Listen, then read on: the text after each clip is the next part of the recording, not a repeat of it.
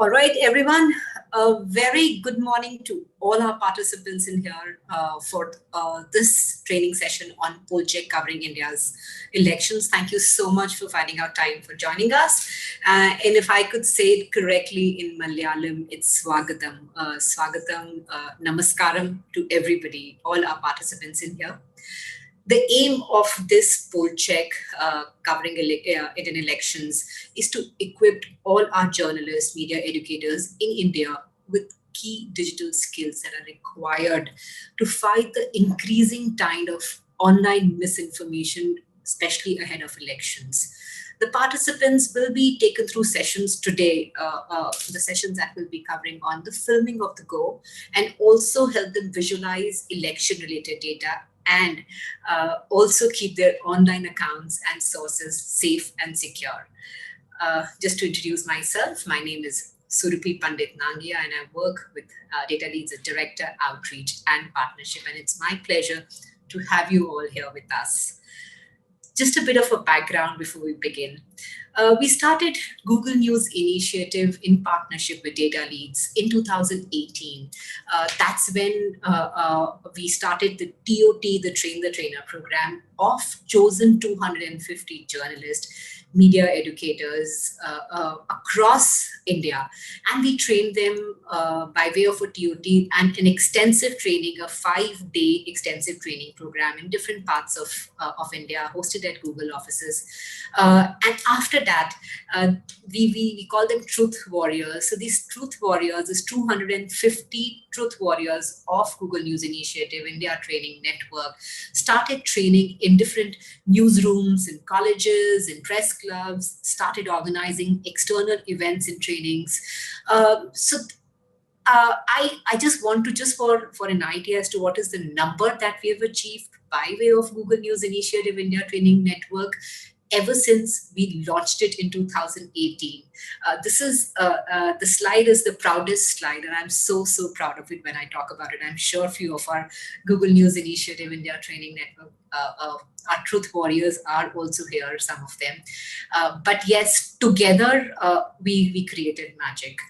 We trained over 25,000 participants across India ever since we launched in 2018. Total trainings conducted were over 600. We covered each and every state in India. News organizations that we reached by way of the GNI trainings were over 1,100. Participating colleges were over 750. So like I said, that we reached everywhere, possibly everywhere by the GNI program, all thanks to our people and also to the news organizations and colleges who've shown interest in conducting these trainings for their newsrooms, for their staff, for their colleges, for their media students. In fact, in my slides to follow or in the later part of the day, I will also share a link with you just in case you're interested in getting this free of cost training conducted in any of your newsrooms or colleges. You can reach out to us. Last year was a very unique year. The pandemic hit us. We were individually, organizationally, company-wise, everybody was really badly impacted. But even during the COVID-19 outbreak, the network enhanced these 250, the Google News Initiative India Training Network enhanced its outreach and reached more journalists and empowered more newsrooms and media organizations with key online skills and approaches. Again, if you ask me, I would want to take a moment to give you the numbers. Total number of participants trained only in 2020 were over 9,699, and total number of trainings in the same year 175.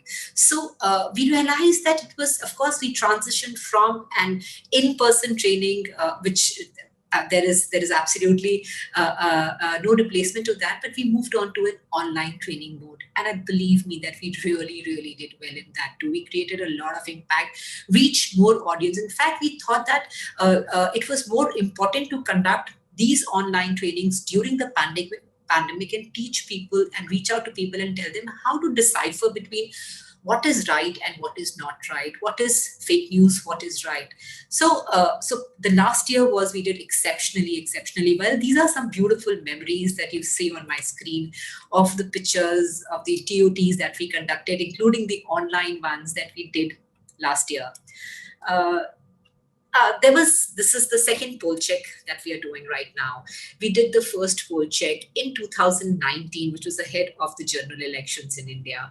And words really can't describe as to how we did it. We did 29 road shows in 10 different languages in 29 cities. So 29 road shows in 29 cities in 28 days, all in a month's time. This was February, March 2019.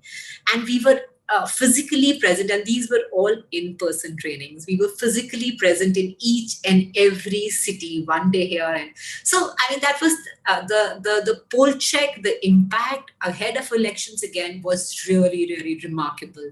We reached over 1,800 plus journalists, journalism students, and academicians by way of the PollCheck in 2019, trained over 5,500 plus newsrooms and 110 plus colleges in 2019. Uh, Now I'll just take a moment to explain and to take you through how Google works. To explain how Google works with the news industry, we have to understand Google's mission, which is to organize world's information and make it universally accessible and useful. Now, this may sound very familiar to you because journalists have been doing this for a very long time, much before Google or even internet ever existed. It is hard to believe. It's been like, I think, almost what, 22 years. Google is 22 years old, but ever since humans existed or developed their ability to speak, we've been telling stories to each other. It's the phenomena is really long time back. We've been telling stories to each other. We've been informing each other, and for the journalist, the work of informing the public is a vocation. It's a calling. So now this moment is very unique. We can't deny that as journalists, we are in a very uniquely challenging moment. The entire industry is very challenging. The internet has completely changed the way people create and consume information. Now that all of us have smartphones, and we can take a picture anywhere, we can shoot a video anywhere, we can write an article and just put it on any kind of social media, and the world sees it, and the world has an opinion about it. When anyone can commit a journalistic act, how do journalists actually differentiate themselves from the others? How can we leverage the technology to make sure the important stories are actually told and high quality information rises above all the noise and all the clutter that we see around? So Google is a technology company, but we know that we are an integral part of the information ecosystem. Google CEO, like Sundar Pichai rightly says, Google cares deeply about journalism, yes, because of the crucial role it plays in democratic society, ensuring the spread of knowledge and the free flow of information, but also because the value of Google services like search, which is most valuable, is directly related to having a rich and a sustainable knowledge ecosystem. We believe that building a more informed world requires journalists and technologies to work together to make a difference. So we are here today. The reason that we are here today is to do the second poll check. We are doing it in 4 poll-going states plus 1 union territory. So thank you so much, everyone, for joining in. I will just take a couple of moments to do the housekeeping in here and to let you know of a few things. This entire session is actually scheduled in a webinar mode. Which means that you will not have an access to your mics. You will not be able to say during the sessions. However, we have the chat box open. If you have anything to say or ask after any session, you're most free to do that. All that you need to do is click on the chat box down below and ask your Q&A. I'm sure after each and every session, you will have a lot of questions, and I just hope so. Everybody's free to ask any questions. And of course, we we've also sent it by way of our emails that it's always best to work on a laptop, because sometimes there are hands-on training exercises. Laptops always work better, but whatever it works for you. All right, so this is very important that for this entire training session, the Chatham rules apply, which means you can tell anyone what you've learned here, but don't attribute to anyone. Please do not quote anyone anywhere.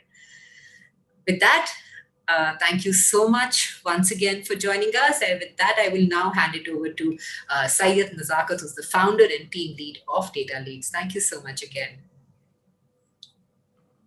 Hi, Sobi. Thank you so much. Thanks a lot. Really pleasure joining again at this very important training about how to fact check poll election related content.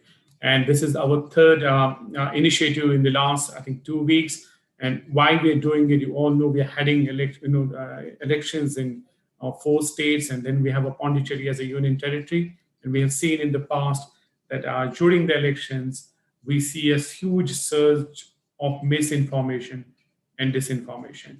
And it's very important for us as a free, open democracy to make sure that people have access to right information so that they decide who they want to vote, who they want to elect.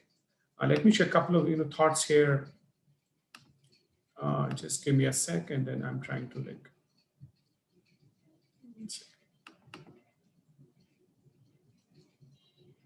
just 1 minute.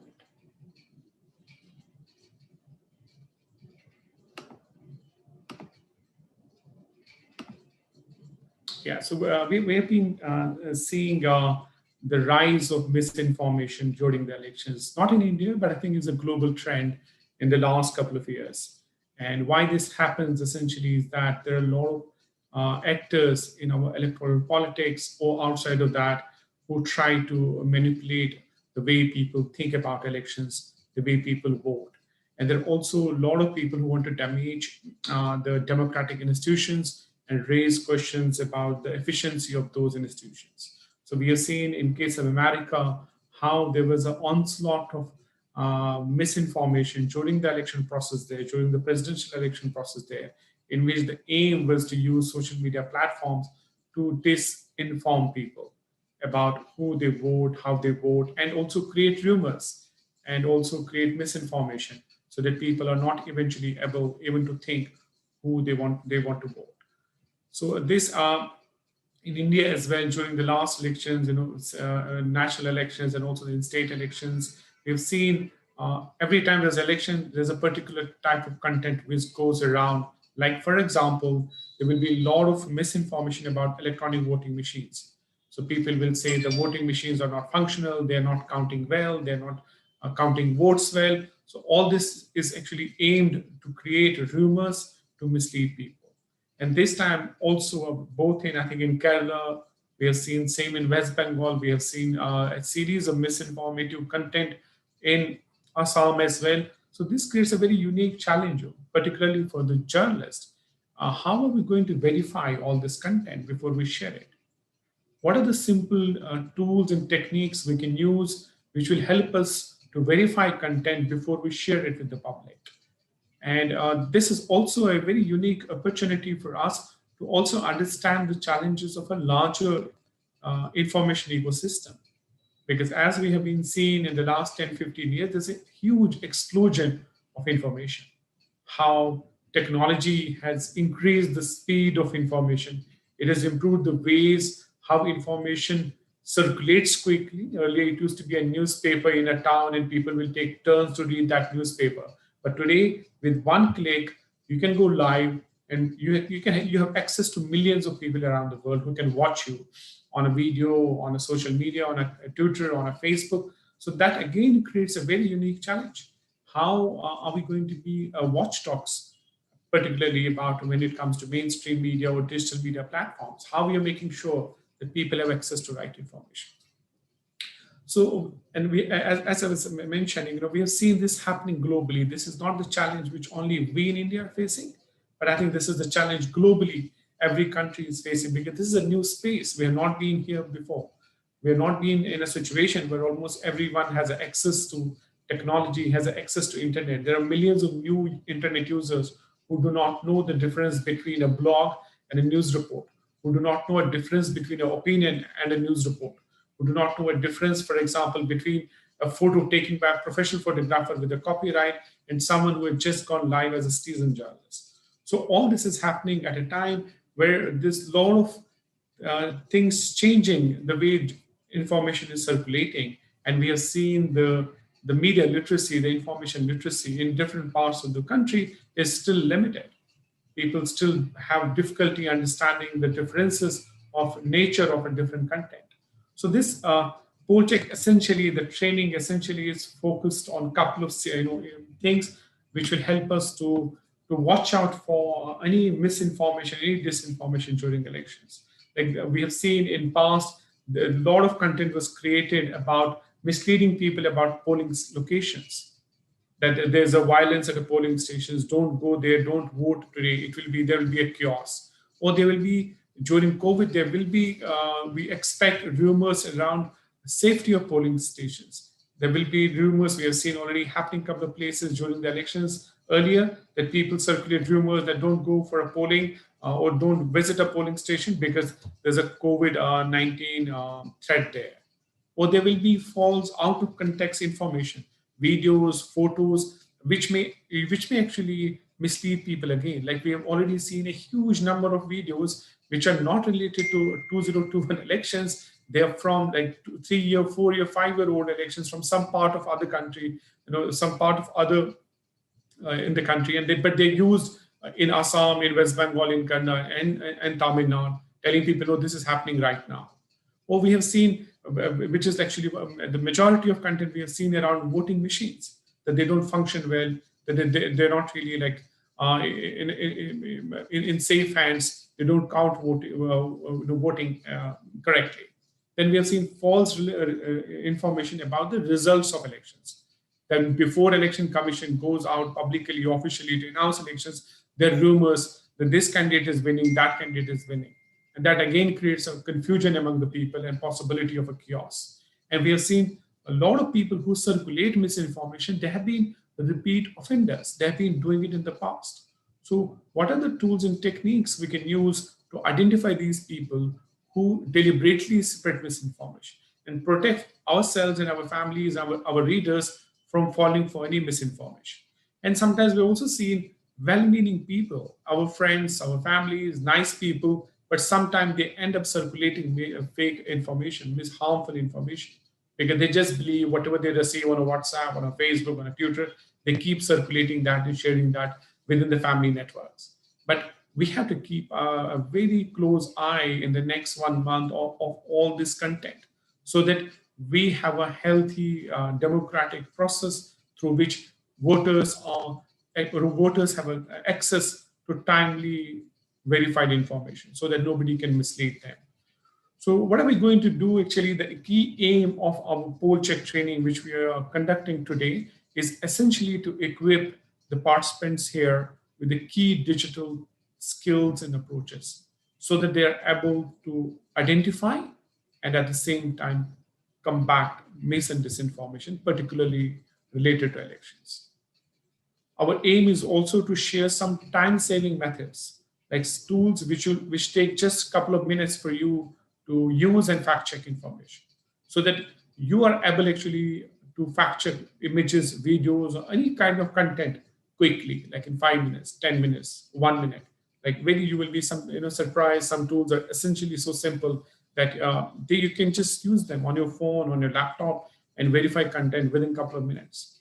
I think we have also deliberately included media students and bloggers in this space, and invited them to participate in this PollCheck training, because we think that it's very important for the future generation of journalists to be well prepared and well skilled and informed about how they can be better verified, how they can be better equipped with the verification tools, online verification tools, because eventually the information literacy is something which is a 21st century skill. That means everyone should be able to understand the difference between false and right information. So that's why we're very keen and happy that some of our students from different parts of the country are joining, particularly from Kerala. So what we're going to do today is like this. So in the next 4 or 5 hours, we have our agenda full with a lot of hands-on tools and techniques. We're going to start with YouTube, a special session with YouTube on how to film on the go during the elections, how to take and develop our own videos so that we cover situation on the ground, how to do it quickly, and how to do it when you're moving around covering the situation. So we'll be joined by a YouTube specialist from the YouTube team, and he will conduct the session on that. Then we have a break, a 10-minute break, and we will do a photo and video verification, which are textbook sessions essentially covering fundamental tools we need to verify photos and videos. We'll be joined by a Google News Initiative India Training Network trainer who will conduct this session.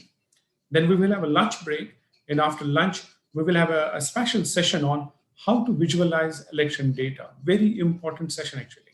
So we'll be joined by one of India's leading data editors from Mumbai. He will conduct that session. And then eventually we end the day with how to protect our own accounts and our own sources online, how to have better digital safety and security of our accounts. So we'll be again joined by our Google News Initiative India Training Network from Tamil Nadu, from Chennai, and he will conduct that session. So we have a full day here essentially, and the aim is that by the end of today, you feel like this was a day worth spent. And I think this is also, we have seen people who have joined our earlier trainings, they also try to figure out what else they need to do in case to improve their skills of online verification and fact checking. So I think these trainings are very important, and I'm really glad that you all are joining, and we're looking forward for a very fruitful conversation and learning. Thank you so much, and over to you, Surbhi.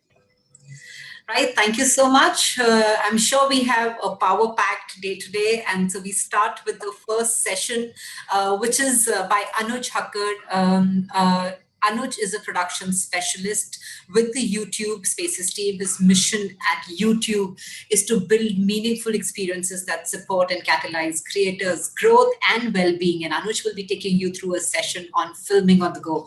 With that, Anuj, it's over to you now. Thank you so much. Thank you, Sobi. Really excited to be here, and just gonna dive straight into it now. Just give me one moment, folks. All right. So, like Subi said, my name is Anuj, and I work with YouTube Spaces as a production specialist and event coordinator. And I really hope everyone is safe and well. Today, I'm going to be talking about filming on the go, and specifically when using smartphones as a primary shooting device. So the agenda for this session is to understand, one, why mobile filmmaking is a viable option, what election coverage usually looks like, and breaking down production on mobile. So some of you may have questions as we go along, and we completely understand that. We do request you, however, to hold on to them. So because we've dedicated time at the end of the session to answer your questions. Feel free to leave them in the chat or in the Q&A section as we go along. But yeah, we will get to them at the end of the session. So I'm just going to dive straight into it. Why mobile filmmaking? The answer is pretty simple. If we want to film on the go, it's perhaps the easiest way to get great results. And that's because having both a high quality recorder and a high speed delivery system combined in one lightweight unit makes smartphone or mobile journalism a great option, both in terms of affordability and portability, right? Phones are also very popular, and they're not as loud as a traditional videography setup. So interviewees and subjects are more likely to accept a request for a feature, and that quality makes mobile filmmaking approachable. It's also efficient. It replaces the hassle of shooting, editing, delivering, uploading your work through multiple different systems and machines with one simple device. So it's also something we're all used to, by the way. So I think that also makes a big difference in not having to sort of catch up to and learn about a new device, but be able to use what you already have. So let's look at some examples of election coverage, and most of these are shot on mobile. So, for example, here in the first video, and I'm going to play these on mute so that you can sort of see what's happening.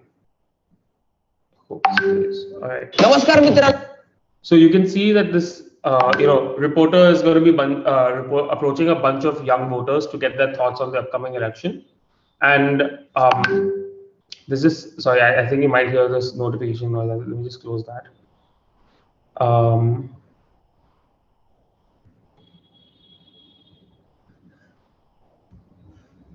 Okay. So yeah, you have the reporter go up to a lot of different young voters and talk to them before the election starts, right? So that's a great way of sort of starting, kicking off your coverage schedule and sort of interviewing the general population and sort of getting a pulse on the public's opinion. You also have the opportunity to sort of go behind the scenes and show the team that's going to be presenting all this election coverage. What they're doing here is explaining how they work, what they're about to do, why they're doing what they do. So giving people an insight as to what your mission is and what your objectives are also really helps gaining their credibility. So these are like examples of content that you can be creating during the election, pre-election phase. You also obviously will cover the rallies, manifestos. Maybe if you get access to candidates, then you can get them head to head and have them debate or something. So these are all things that you can do pre-election, and they can be done on mobile. Next you have election day coverage.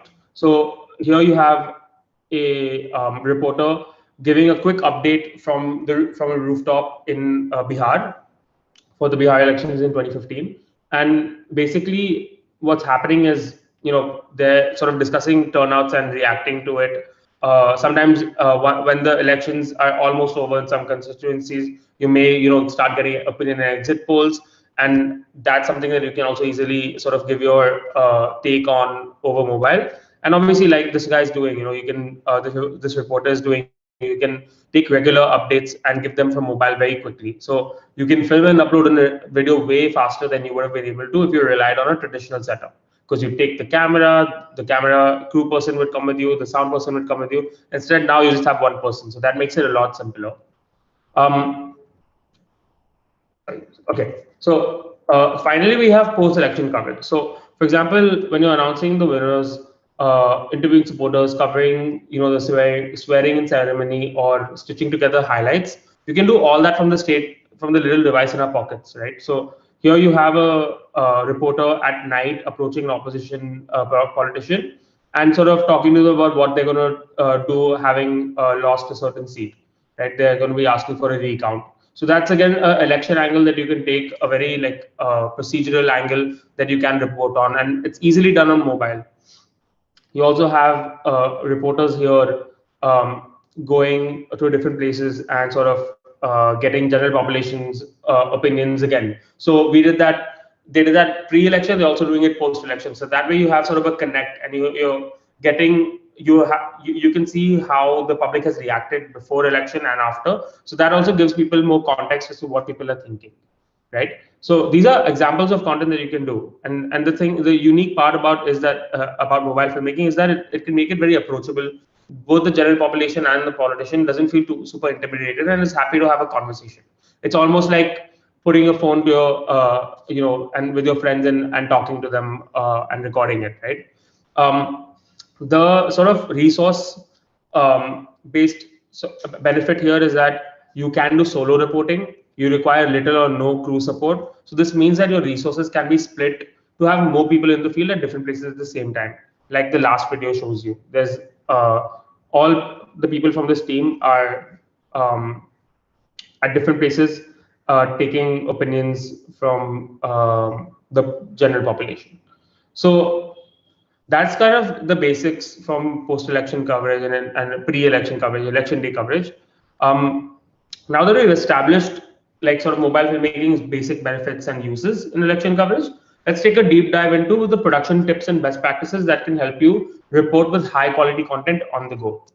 So here's a quick diagram to illustrate what you need before you start production, what you do during production, and what comes after.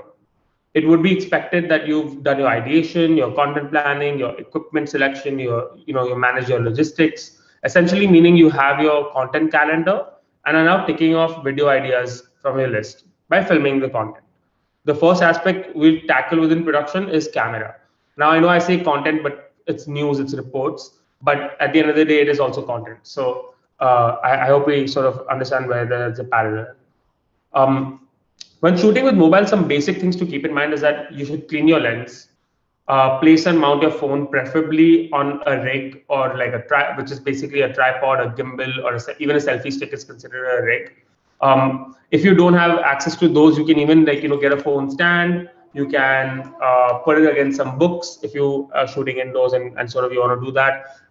So it's very easy to sort of make sure that your video is stable. Before you record, maybe try and select the highest resolution available on your phone. And if you want to avoid interruptions, put your phone on do not disturb or airplane mode. So you can focus solely on filming your content and getting it done very quickly. When you're setting up your phone to film, you also want to think about framing. Assess the content you expect to capture and place yourself based on your objectives. So if it's coverage, aim to be far so you can get a wide frame. For example, at a campaign rally. On the other hand, if it's an interview, you may want to get up close to your subject. Use the grid to frame up your shot. This can make for a more aesthetically pleasing frame. And most phones do have an option to enable a 3x3 grid. Also, finally, account for movement. While reporting from the field, the more agile you are, the better. You may have to move very quickly, and a phone definitely helps you with that because you're not carrying any heavy equipment. It's very easy to move around with the phone. You can sort of jump into a rickshaw, even on a bike or a cycle, and it's very easy to move around. Finally, if you are shooting 4K that is available on your phone, frame a medium wide shot so that you can vary your frame in editing by cutting to a close up. Now, just to give you a very quick example on good framing, this is an example of good headroom. I have room to lean in without risking a crop of my head, and my head is just intersecting the upper horizontal line on the grid, right? When it comes to camera movements, you may want to sort of think about the rig based on the movements that you aim to achieve on that particular day or for that particular report. Most tripods allow you to either pan or tilt, as is demonstrated on the slide.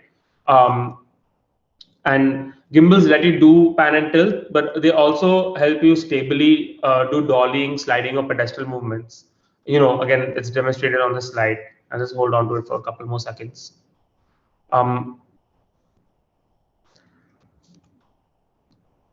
Yeah, so best practices when it comes to camera related functioning on mobile filmmaking is mount your camera on a tripod, a gimbal, or a selfie stick, or any other rig. Again, like I said before, this will help stabilize your camera and ensure that your footage isn't shaky or doesn't appear unprofessional.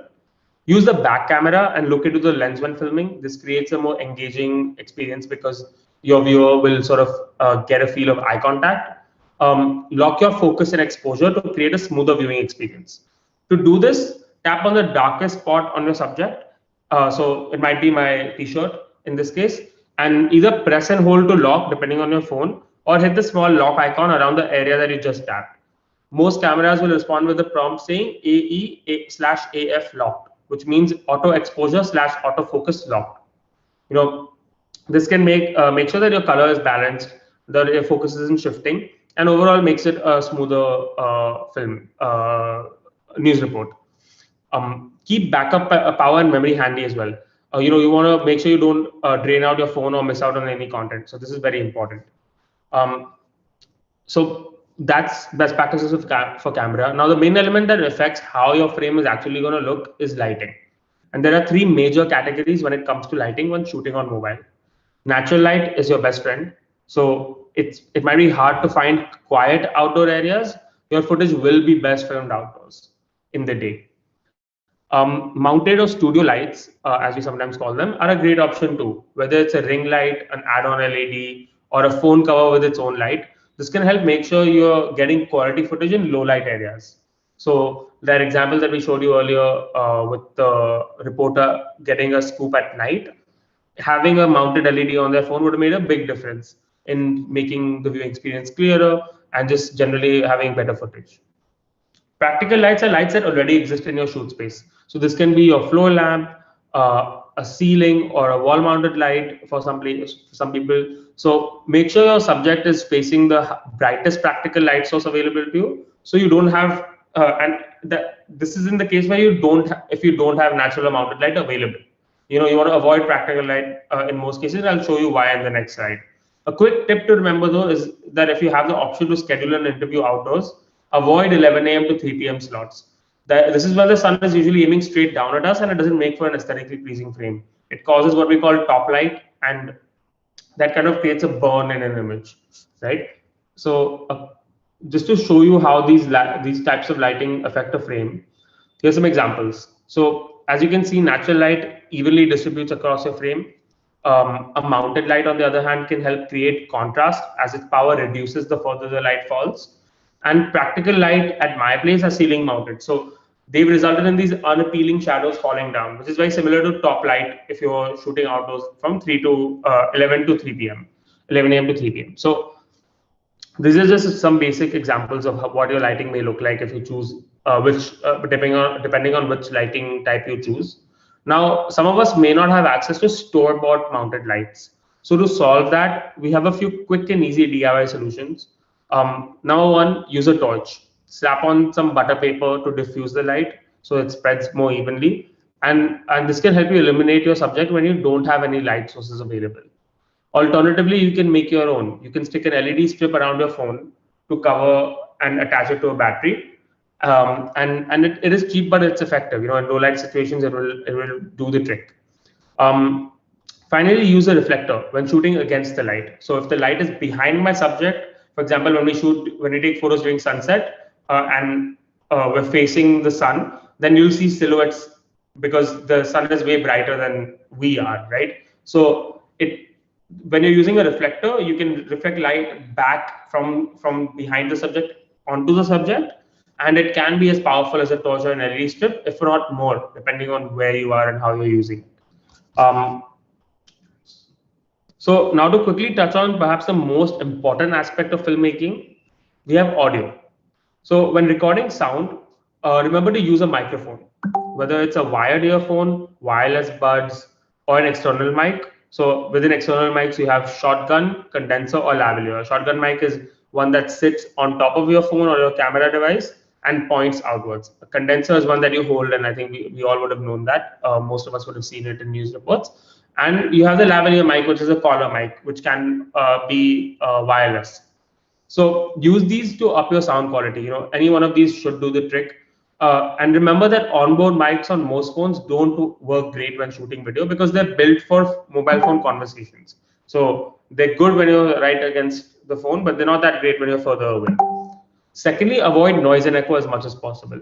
This can harm the viewing experience, and we all want like our audience to have a smooth viewing experience. Um, Keep your subject close to your recording device. The closer they are, the better it picks up their sound. And if you are using an external mic, you may already get a dead cat, which is basically a soft, fluffy covering for it. So you should use it, especially outdoors, to minimize noise or wind sounds, right? So while technicals are super important in filmmaking, talking to camera in an engaged manner is equally so. This is not easy for many of us, myself included, but these three P's should help. So imagine you've set up your camera and you have a great scoop that you want to cover, right? You just have to record it and share it on YouTube, and that's about it. So the first thing you might want to do is um, plan, right? Not only for your immediate reporting, but even make templates on how you will report. In the field, when you are trying to get a piece of breaking news out and report it in an articulated way, it's important to share your news as accurately and clearly as possible, even when you're racing against time. So templates help your viewers get familiar with your style of reporting and give you a place to start when you're breaking news. In cases where your story isn't necessarily time sensitive, maybe write down the key talking points and statistics before you start. Next, practice. Maybe that particular news story, or even practice in your free time too with your template. It will only help you get more confident when speaking. Look straight, and finally, when you're performing, get in front of camera and look straight into the lens and start sharing your news story. You know, each video you make is a place for you to express your passion for journalism. So use that to motivate yourself and engage your audience. So I think there might be a sound that keeps coming. Um, just one moment. Let's go close this. Okay. All right. So back to this. So yeah, I also want to hear, reiterate the point of approachability. If a phone is approachable for others, it's likely to be approachable for you as well. So embrace that. Um, Make it your friend. That'll help you make sure that you're talking to camera well. One thing you might have noticed is even I struggle with it right now. So yeah, we all sort of have to build that confidence to be able to share, be more clear when we're speaking to camera, right? Now that we've learned about phone cameras, rigs, lighting, and audio, we can think about building a production kit. Now, these are some basics that you can start with for stationary filming. Um, Pair your smartphone with a studio light, meaning a larger standalone light.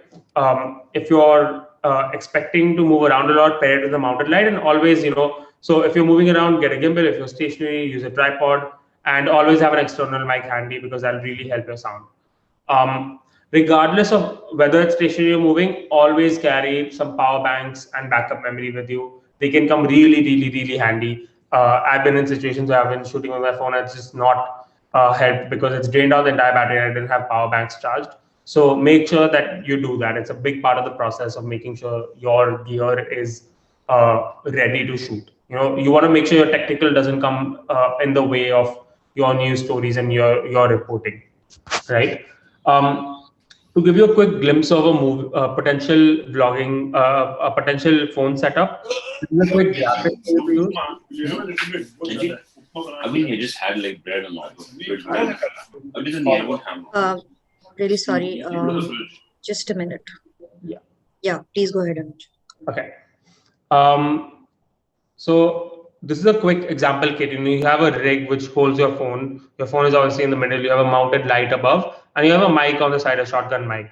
To give you a sort of better example of this in action, just allow me 1 second. I'll show you this. There's a creator by the name of Ben Schmanke. He runs a channel called Authentic on YouTube, and he's used this setup with a tripod, and this is what you call a ball mount, to be able to shoot using his phone, right? So I'll just give you a quick glimpse into what he's doing. So this is his phone camera, and you can see that the quality is pretty great. Like on one hand, he has a DSLR camera, and on the other, he has his phone. There's obviously quite a bit of lighting around him, which must help, but we'll see some situations where he sort of used it. So you can see the shotgun mic, and he kind of talks about it. So here's some outdoor filming. So here's some natural light on a gloomy day, and windscreen and see how that sounds. And you can see some of the furries. So what he put in the windshield is that basically the dead cat and the soft fluffy covering that I was talking about, and this. I'm gonna leave it there so that we know that. Sorry, the audio significantly improved. So I'll play that again for you to hear. The better background wind protection. Now let's put on the windscreen and see how that sounds. And you can see some of the furries in camera frame.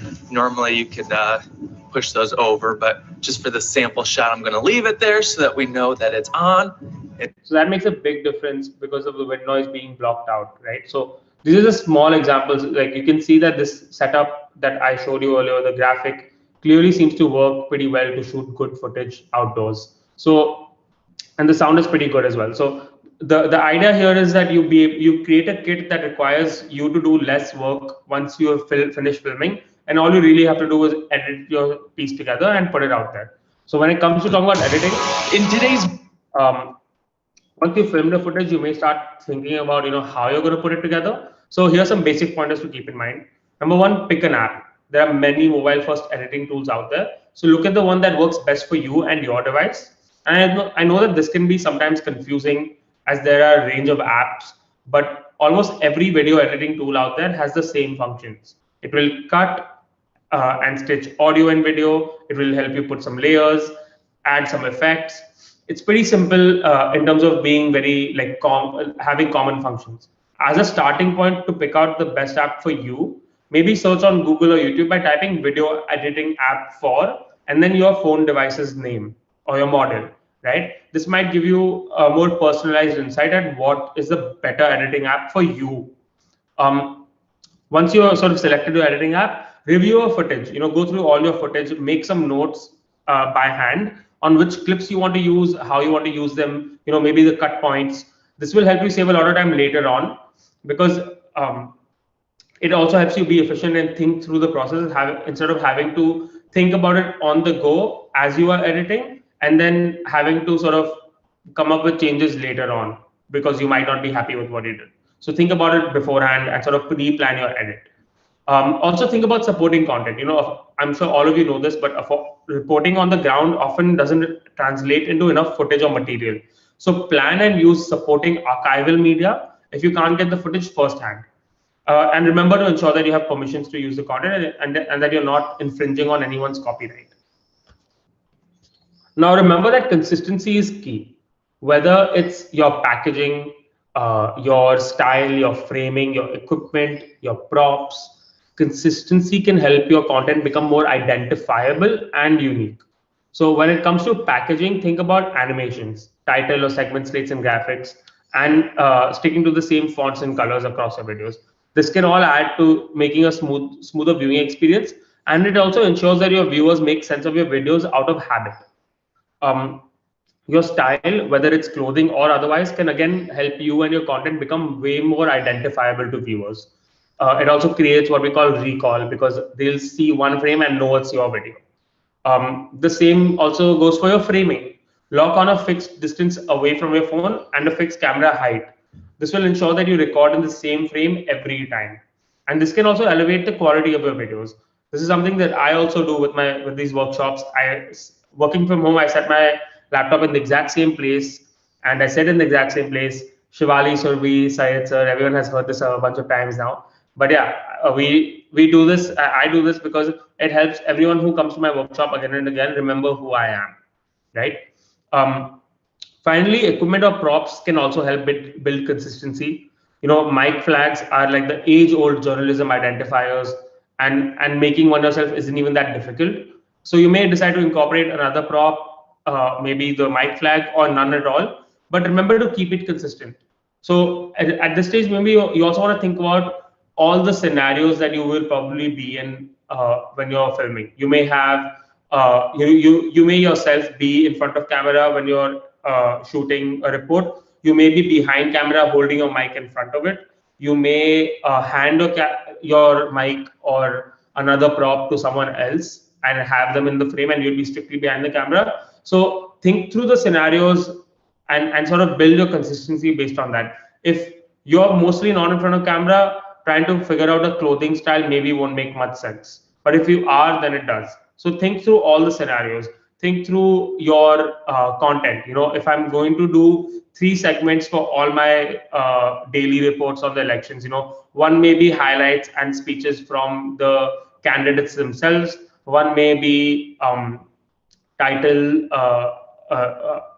may be interviewing campaign workers or a general population, and one may be my opinion. So if I have these 3 segments, then I can create graphics that introduce these segments and put them in the middle as I switch from one chapter or one segment to the other in my video. And this can help viewers understand what they're about to watch or what they can expect in that part of the video. You can also now on YouTube add time codes and create sections, as you might have seen when you're watching YouTube videos. So this again helps for that as well. It makes a smoother viewing experience. All the people who are mainly coming to your channel for your opinion can skip to the last bit because you've already told them where it is, right? So consistency will really help you make sure that it's easier for you and efficient for you to film, and it's easier for your audience to consume what you're filming and what you're putting out there as news reports, right? Some considerations to have when filming for elections are, especially when it comes to production needs, they can be varied. So we, find ourselves shooting both indoors and outdoors. And these days, due to the pandemic, some of us may also need to stay at home. So we have to keep indoors and outdoors in mind, at home in mind. We also tend to cover multiple formats and styles of reporting, from one-on-one interviews to large-scale campaign rallies. And considering their individual challenges is important when planning our reporting. All this also boils down to the need for mobility. A scoop can be anywhere, so being ready to film on the go is imperative. And again, this is where mobile phones come in place, because they're super portable and mobile, and they help you go.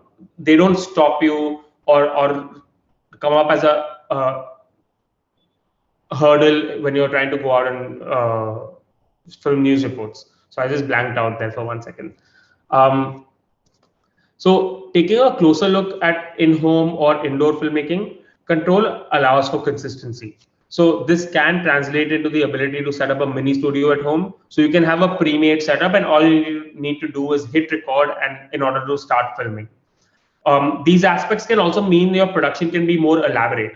You can add a channel logo in the background. You can plan for graphics and frame accordingly. You can give your audience a more consistent experience. So when it comes to common election formats, interviews are more likely to happen in a controlled or indoor environment.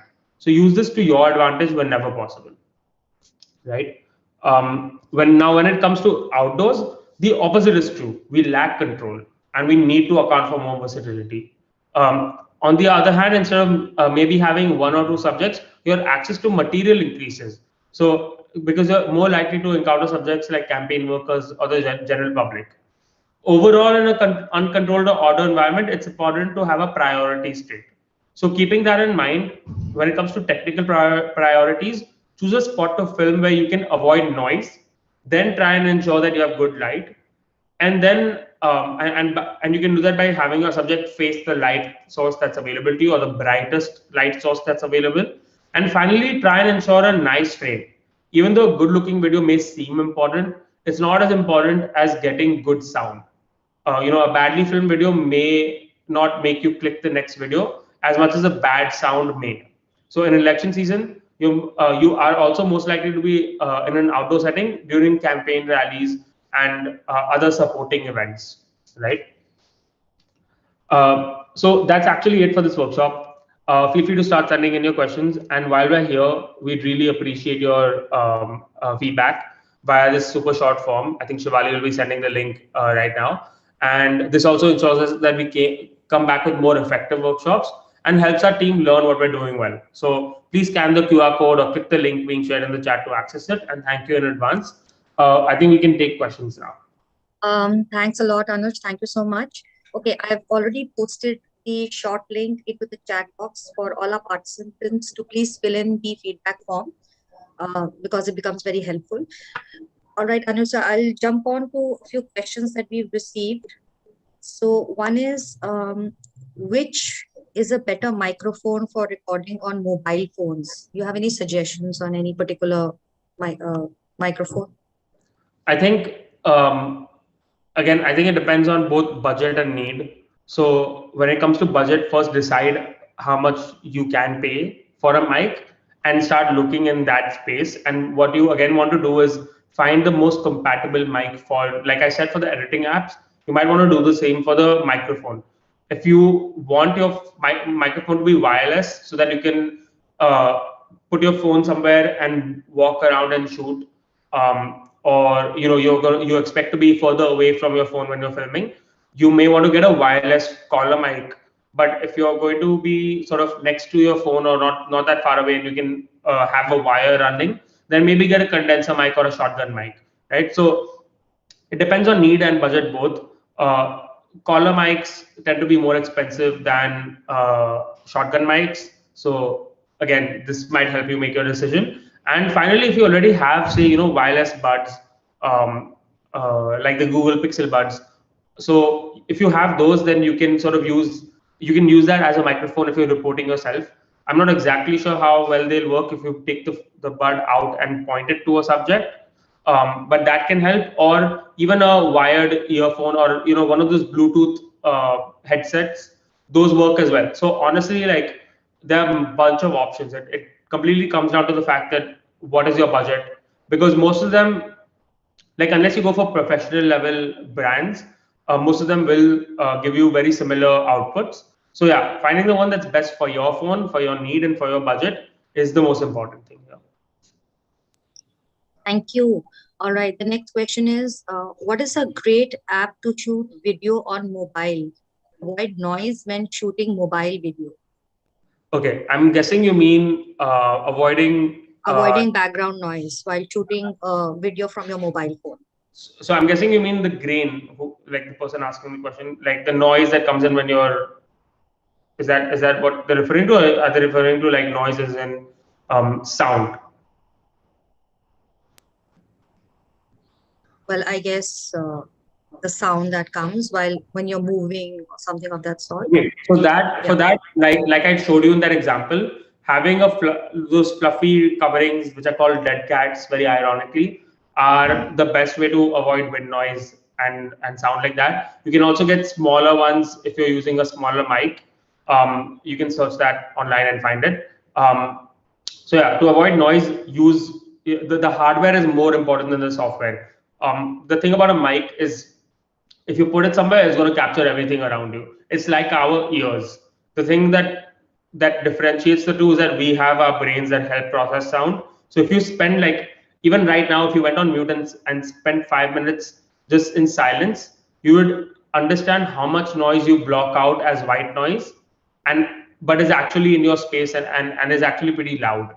So yeah, you want to get a covering that will block wind. So get those fluffy coverings for your mic, and that will do the trick. Right. Thank you. Okay. So could you please also once again show us the example kit that you showed, and also the video on when the wind noise was reduced? So these two, please. So we have this video. This is the example kit, just quickly. This is basically one of the phone mounts. You get them on selfie sticks and on phone tripods. You have a shotgun mic that's attached straight into the auxiliary port of the phone. And you have a mounted battery powered light that comes on top of the phone mount. To give you an example of that, we have this video. So just to go to the wind part again.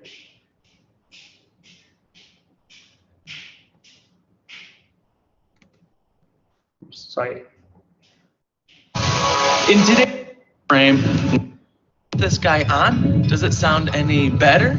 Maybe some So you can hear the wind here right now. better background wind protection. Right? You can clearly hear the wind. Now let's put on the windscreen. So this windscreen, or what we call a dead cat, going onto the mic and see how that sounds. And you can see some of the furries in camera frame.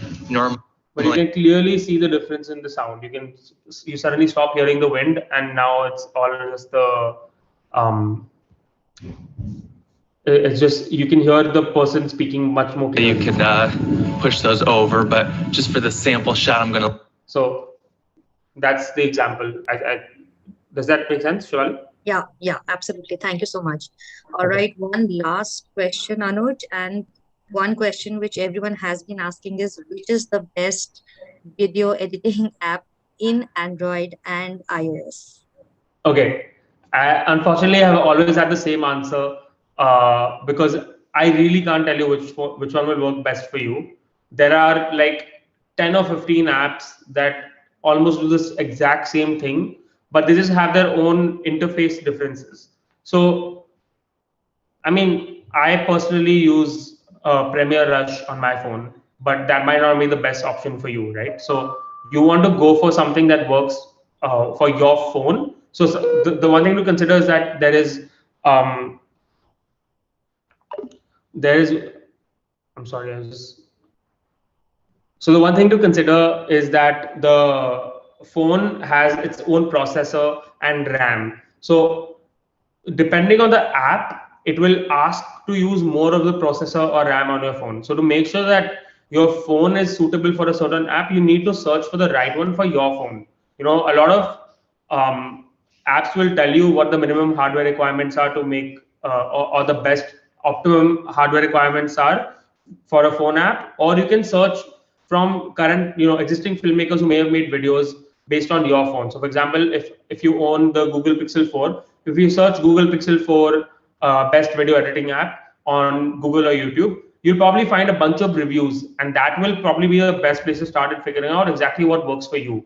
Unfortunately, we don't have the time to go through like everyone's phone model. I wish we did, and I'm guessing in an in-person event it would be a lot easier to do that. But yeah, I think the best video editing app is up to you to sort of find out and maybe experiment. I would say download three of the best ones that people are talking about for your phone. Use the three of them to make the exact same video and think about which one worked best, which one gave you more comfort and ease when editing. Because you don't want your software to be difficult, right? So keep those in mind. Keep those tips in mind. I think, Shivali, just one quick question I wanted to address. There was a question on minimum budget accessories Yes. for um, shooting. So other than the sort of selfie stick mount that comes for a phone and then having to add stuff, there's also something that you can get called a cage. There are phone cages which are very versatile because even a small or a larger phone will fit in them, and they have dedicated areas for your mic and for a light, and they can mount onto tripods and stuff. So think about search phone cage for tripods, and you'll find a bunch of options. And there's also a lot of reviews again on YouTube for that. So you can find the best one for you, and that might also be a great thing. I think somewhere as low as 700 rupees. I may be wrong, but from the last time I checked, it was 700 rupees to get a cage that goes straight onto your tripod. So that is a great budget trick to sort of get stability on your phone. So yeah. All right, Anuj, thank you so much. It was a great session. You've answered all the questions with, given such good tips for this. And yes, I would request the participants once again to please fill in the feedback form. The link is there in the chat box as well. And it's over to Surbhi now. All right, thank you so much, Anuj. I'm sure we have all the journalists and media educators doing filming on the go and shooting from their mobile phones. All the tools that you have taken them through, including very practical, that they're not very expensive for them to buy, and yet they can get the best out of it, were really, really nice. Thank you so much, Anuj. I think it's time for a short coffee break for all our participants, but really short. So all that we can do is we can have a 10-minute coffee break and then join back for the next session, which is by Sunil Prabhakar, who's going to take you through how to verify photos and videos. It's a very interesting session, so I would request everybody to stay tuned and join back exactly at 11:45. We start the session sharp at 11:45. Thank you so much, Anuj, once again. Thank you, Surbhi. Thanks, everyone, and have a great day. Bye-bye. All right, so see you everybody at 11:45.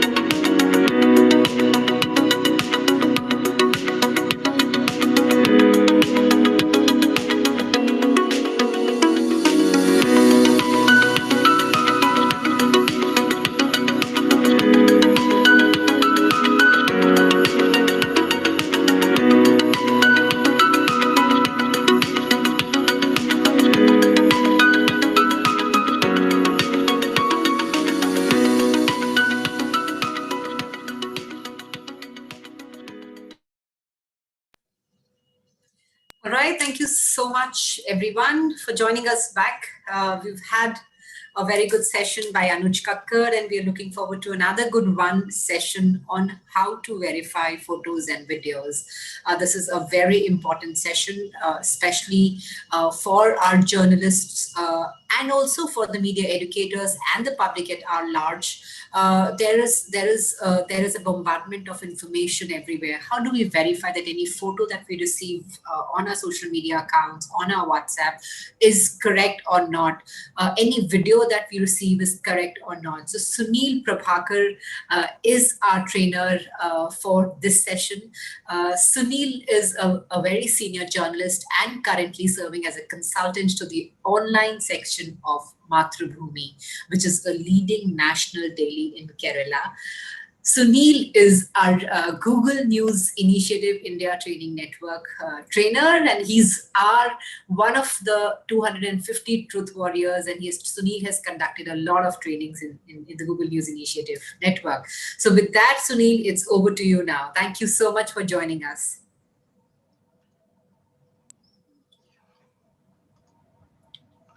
Good morning. Thank you, Surabhi, for the nice words. Good morning, all. Am I audible? Yes, you're absolutely clear and audible. Yeah. What about the lighting and all these things? Perfect. Okay. Absolutely. So, yeah. Good morning, all. So I am Sunil. I am from Mathrubhumi. I am working as a consultant in Mathrubhumi, helping journalists in bridging technology and content. That is my main focus of me. And I am doing training for, besides Mathrubhumi, I am doing training for a lot of agencies, including I am also a member of this Google GNI training network. So today my topic is how to verify photos and videos, especially in the online environment. So let us begin, because time is very short now. I have only 75 minutes to handle this big topic. So let us move to the presentation first. Just allow me 10 seconds to share my screen.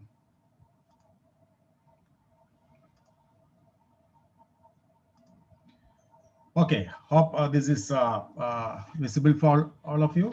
Yes, Sunil, it's perfect. We can see your screen. Yeah, this is so my topic is how to verify photos and videos. So first we'll start with the photo. Yeah, moving to the next slide actually. So why verifying photos? Images, you know that images can be easily manipulated to suit to different narratives. Normally, especially in the what you call social media, that means even in Twitter or Facebook or in WhatsApp. I think WhatsApp is the most used medium for spreading fake news in India, and normally images and videos, or especially the photographs and videos, are usually shared on this network. So sharing a photo or a video, so normally it will build a trust in normal people. So it will help to build a trust by seeing a photo. Rather than editing some text, or giving some text, or giving some narratives, it will give a what you call a trust over the narratives by sharing an images, a related image. So people creating this fake news are used to create images, or fabricated an image or manipulate an image to amplify the misinformation that they are spreading through this network.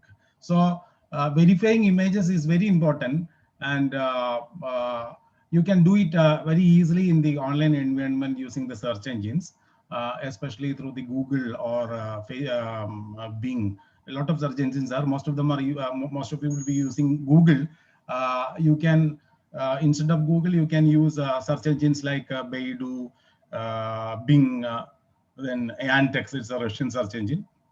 All these search engine will have a facility to search by image. That means you can give an image to the search engine to get you a similar images or related images to images supplied by you.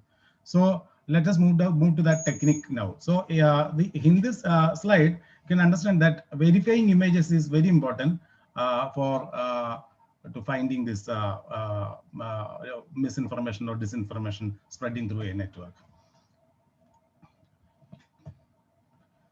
We will move to the reverse image search. Before moving to reverse image search, I request you to download a plugin that will be useful for finding especially for the video session, to finding fake, debunking fake videos.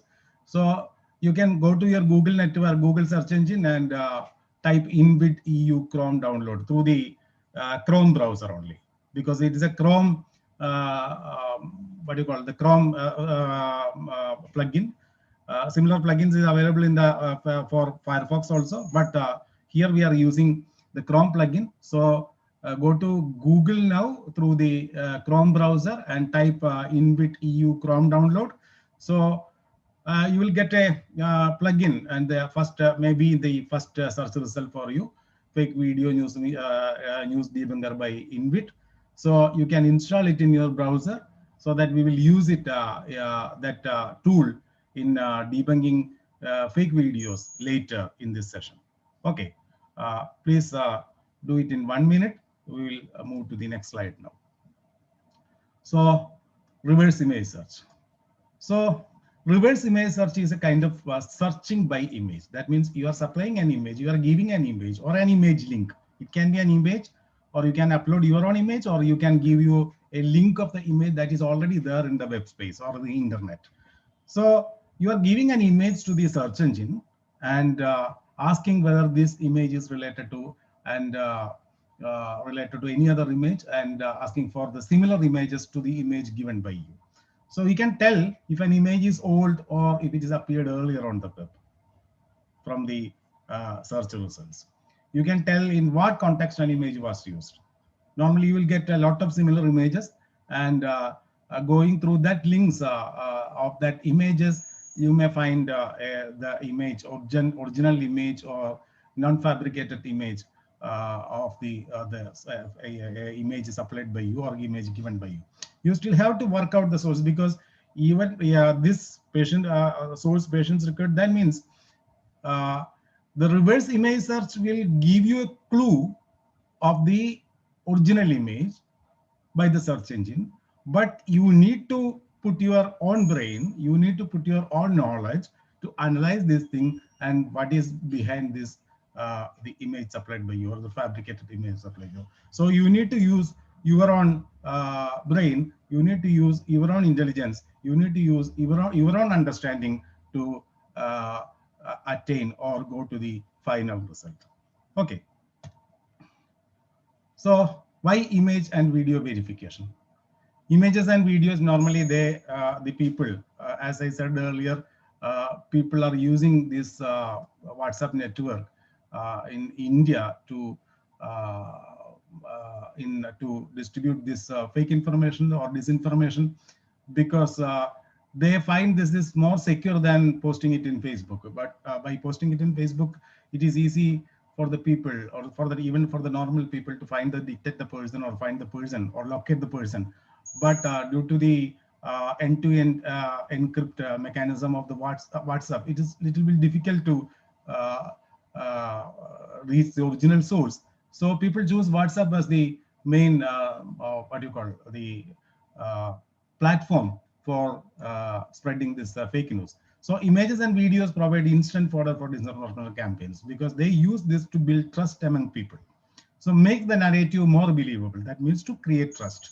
And for the less informed customers of misinformation, the harm is even more, as these disinformation campaigns can result in violence, hate, or even death. So some misinformation can create a lot of issues in the society. It can create violence, it can create hate among people, and it can create even what you call death of, it can result even the death of some persons.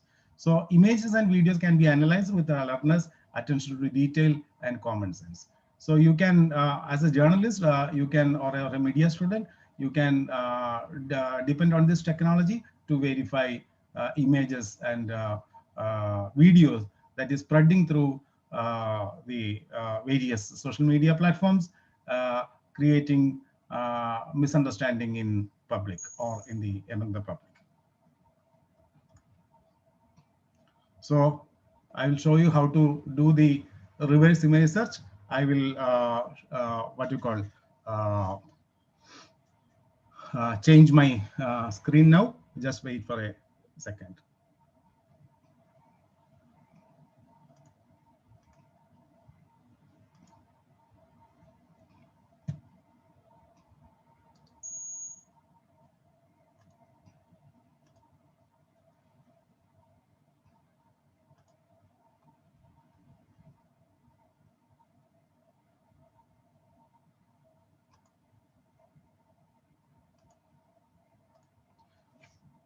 I hope this screen is visible now. Am I right, Shivali? Yeah, it's visible. Yeah. So this is a Google window. So you can see the Gmail images link here. Go to the images link.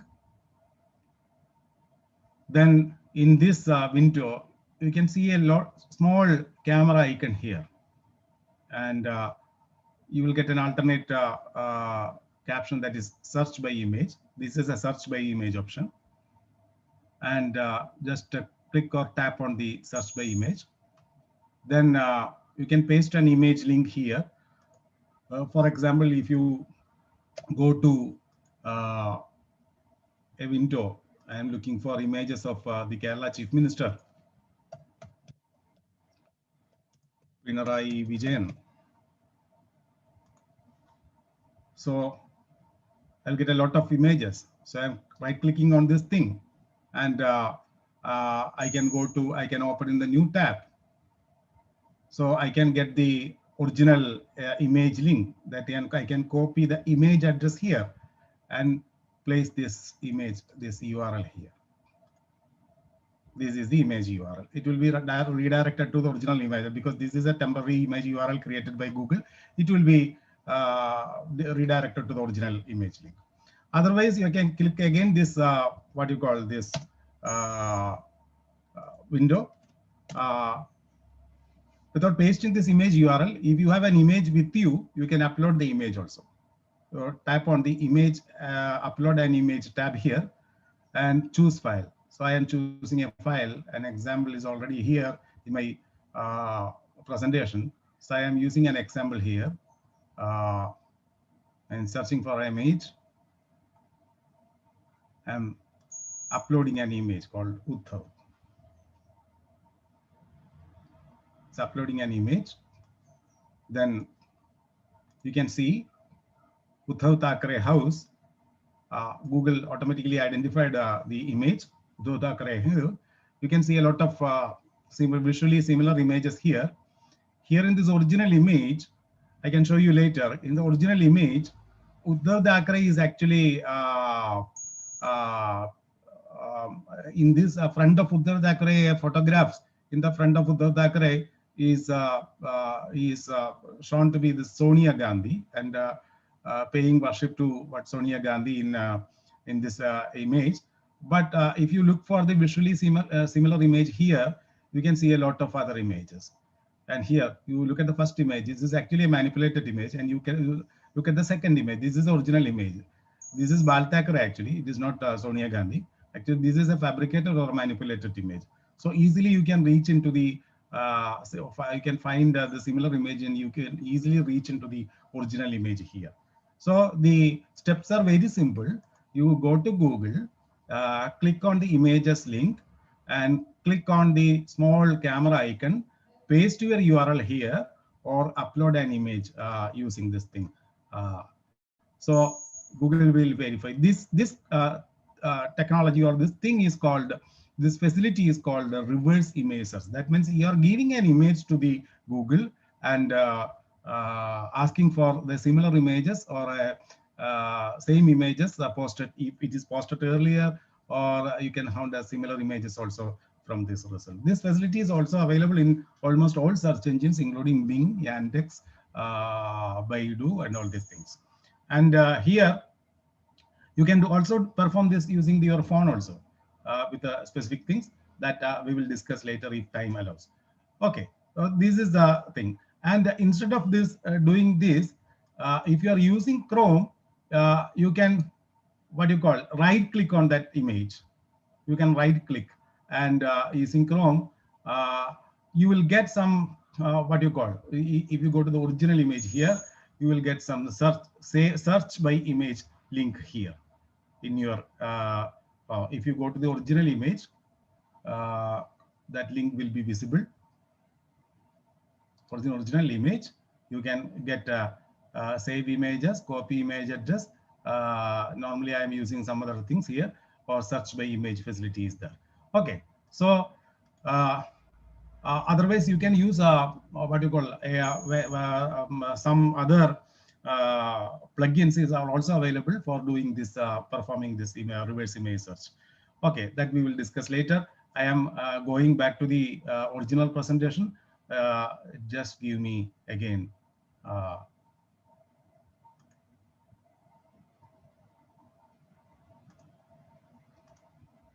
So you already learned about how to perform reverse image search using a URL or by uploading an image.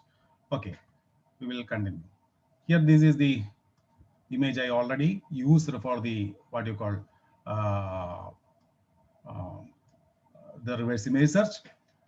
In this image, the Maharashtra Chief Minister Uddhav Thackeray bowing before a picture of Congress President Sonia Gandhi. Actually, you already know that this is a fake image. And if you perform reverse image search with this image, you can see that you can reach into the what you call the original result. That's never dreamt of leading Maharashtra, says Uddhav. This is actually the original image. Uddhav Thackeray is bowing to the picture of his father, Bala Saheb Thackeray.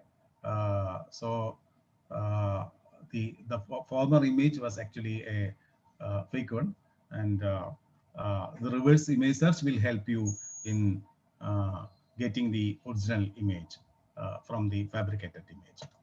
Okay, this is another example in this photo. It's actually a chat between the famous cricketer Sachin Tendulkar and our Prime Minister Narendra Modi. And behind them in the wall, you can see a photo of Mukesh Ambani and his wife Nita Ambani is placed around the wall of PM Modi's office. So you can use this image. You can download this image, or you can even from this what you call this presentation, you can just grab this image by screen grab. I think if you are using Windows laptop, you will see a small utility called snipping tool, SNIP, snipping tool. You can use this snipping tool to grab this image, or otherwise you can press on the print screen and get an image. Then use this image to do reverse image search with Google, so that you will find the original image of this thing. Actually, this is not the photo, original photo placed there. This is actually a fabricated image. So I am actually going to show you something from Kerala, a recent thing happening in Kerala during this assembly elections. You know that in Kerala, a lot of misinformation is spreading as the images of the breaking news, using this breaking news template of prime news channels in India. This is actually a breaking news template of News 18 Kerala, and somebody fabricated a new news item in this, and is spreading through the WhatsApp, and somebody posted in what you call Facebook also. In this fabricated image, you can see that this is actually a saying of the Kollam district Congress committee president Bindu Krishna, that saying she saw something from KPCC office. And this is in connection with a news item appeared in media recently in Kerala about the candidature of Bindu Krishna in Kollam Assembly constituency. So the Congress workers complained about it in the police, and you can see on the right side that Kerala police is answering this. Here it is typed that that it will explore into it, and this is one of the recent misinformation or fabricated image spreading in Kerala, even in now. This happened in around 4 or 5 days ago in Kerala. Then the next slide shows you the original statement of this leader, Srimati Bindu Krishna, on her official Facebook page about this happening. And she's saying that he's already complained to the police about this thing, fake thing. And this is original screenshot of the screen grab of the original Facebook post by Srimati Bindu Krishna, the DCC president in Kerala. This one is another one. Here my own company's breaking news template is used, and the image you can see the Kerala Chief Minister Sri Pinarayi Vijayan actually, and he's saying that തുടർഭരണം കിട്ടിയില്ലെങ്കിൽ ഞാൻ CPM പിരിച്ചുവിടും. That in Malayalam, that is he will dissolve this CPM party if he is defeated in the assembly election here. And you know that this is a fabricated one, and using the Madhubhumi news template. And similar thing appeared in social media recently. This is the same screenshot. You can see the if you go to the first one, what you call 1 second. If you go to the first one, you can see that you look at this thing, breaking news. Look at the S here. This is not matching with the original breaking news here because this is fabricated one. And look at the scroll here. That is Neyamam Vivadathil Arkum Pangilla. This is the scroll, original scroll of the Madhubhumi news. And look at the next one. This person is using the same template for creating all this. This is another image actually, another fabricated image actually. This is in this image, the IUML, Indian Union Muslim League Secretary KPA Majis is placed instead of this CM Pinarayi Vijayan, and a lot of image. This is a different thing, and this is another thing. And somebody posted in Facebook also with this Madhubhumi logo with the blue tick and all these things. And if you know Malayalam, you can see that you can see a lot of spelling mistakes in such posts because it is fabricated here. Yeah, Vigara Paridhanai is given here. It is actually Vigara Paridhanai. That means emotionally. It means emotionally, and somebody used it in posted in Facebook also. So these are the things happening in Kerala, or the misinformation spreading in Kerala during the PollCheck. All the journalists here, I think in Kerala, all journalists know all these things. So we will move to the next slide now. And Madhubhumi already complained about this what you call incidents, and they published a news item in their online space. That means online environment about the misinformation spreading through its breaking news template. Okay, then this is the original image that the Sachin Tendulkar I already told you. This is the original image. If you what you call, if you do reverse image search with this Sachin Tendulkar image with Google or any search engine, you will find that this is actually a meeting with Sachin Tendulkar and Narendra Modi, And this was a meeting related to the release of the film Billion Dreams. And the image placed behind this Narendra Modi in his office, it is not of Mukesh Ambani or Nita Ambani. It is some other picture actually. We will move to the next slide now. So, crop picture. Normally, if you receive a disinformation or fabricated image in Facebook or Twitter or in what you call this WhatsApp, normally it will have a lot of text embedded in it. So it's a better way to get good result in reverse image search to crop out this. That means removing all the text and all these things from the thing. Here you can see a FB post shared in Tamil Nadu. Stalin is seen here in the image, and you can see a image of Jayalalitha is placed in this thing, and he is actually using a loom here. And this is shared on March 3 this year, showed that a DMK leader Stalin at loom with the former CM Jayalalitha picture in the background actually. This is clearly aimed at creating some confusion among the Tamil people. And in this case, it is better to crop this image from here, removing this Jayalalitha picture from this thing. And the snip tool will help you in cropping this thing. Otherwise, you can any other tool. Tools like Awesome Screenshot and all these things are available. Plugins are available. So you can either use these plugins or you can crop it out using any other image editing software or using the snipping tool. And if you use this cropped picture, this is the crop picture of this original one, and do reverse image search with thing. So you will find that this is not the original image, and no image is here. You can look at the result. Because the time is short, it is very difficult to show you all these things.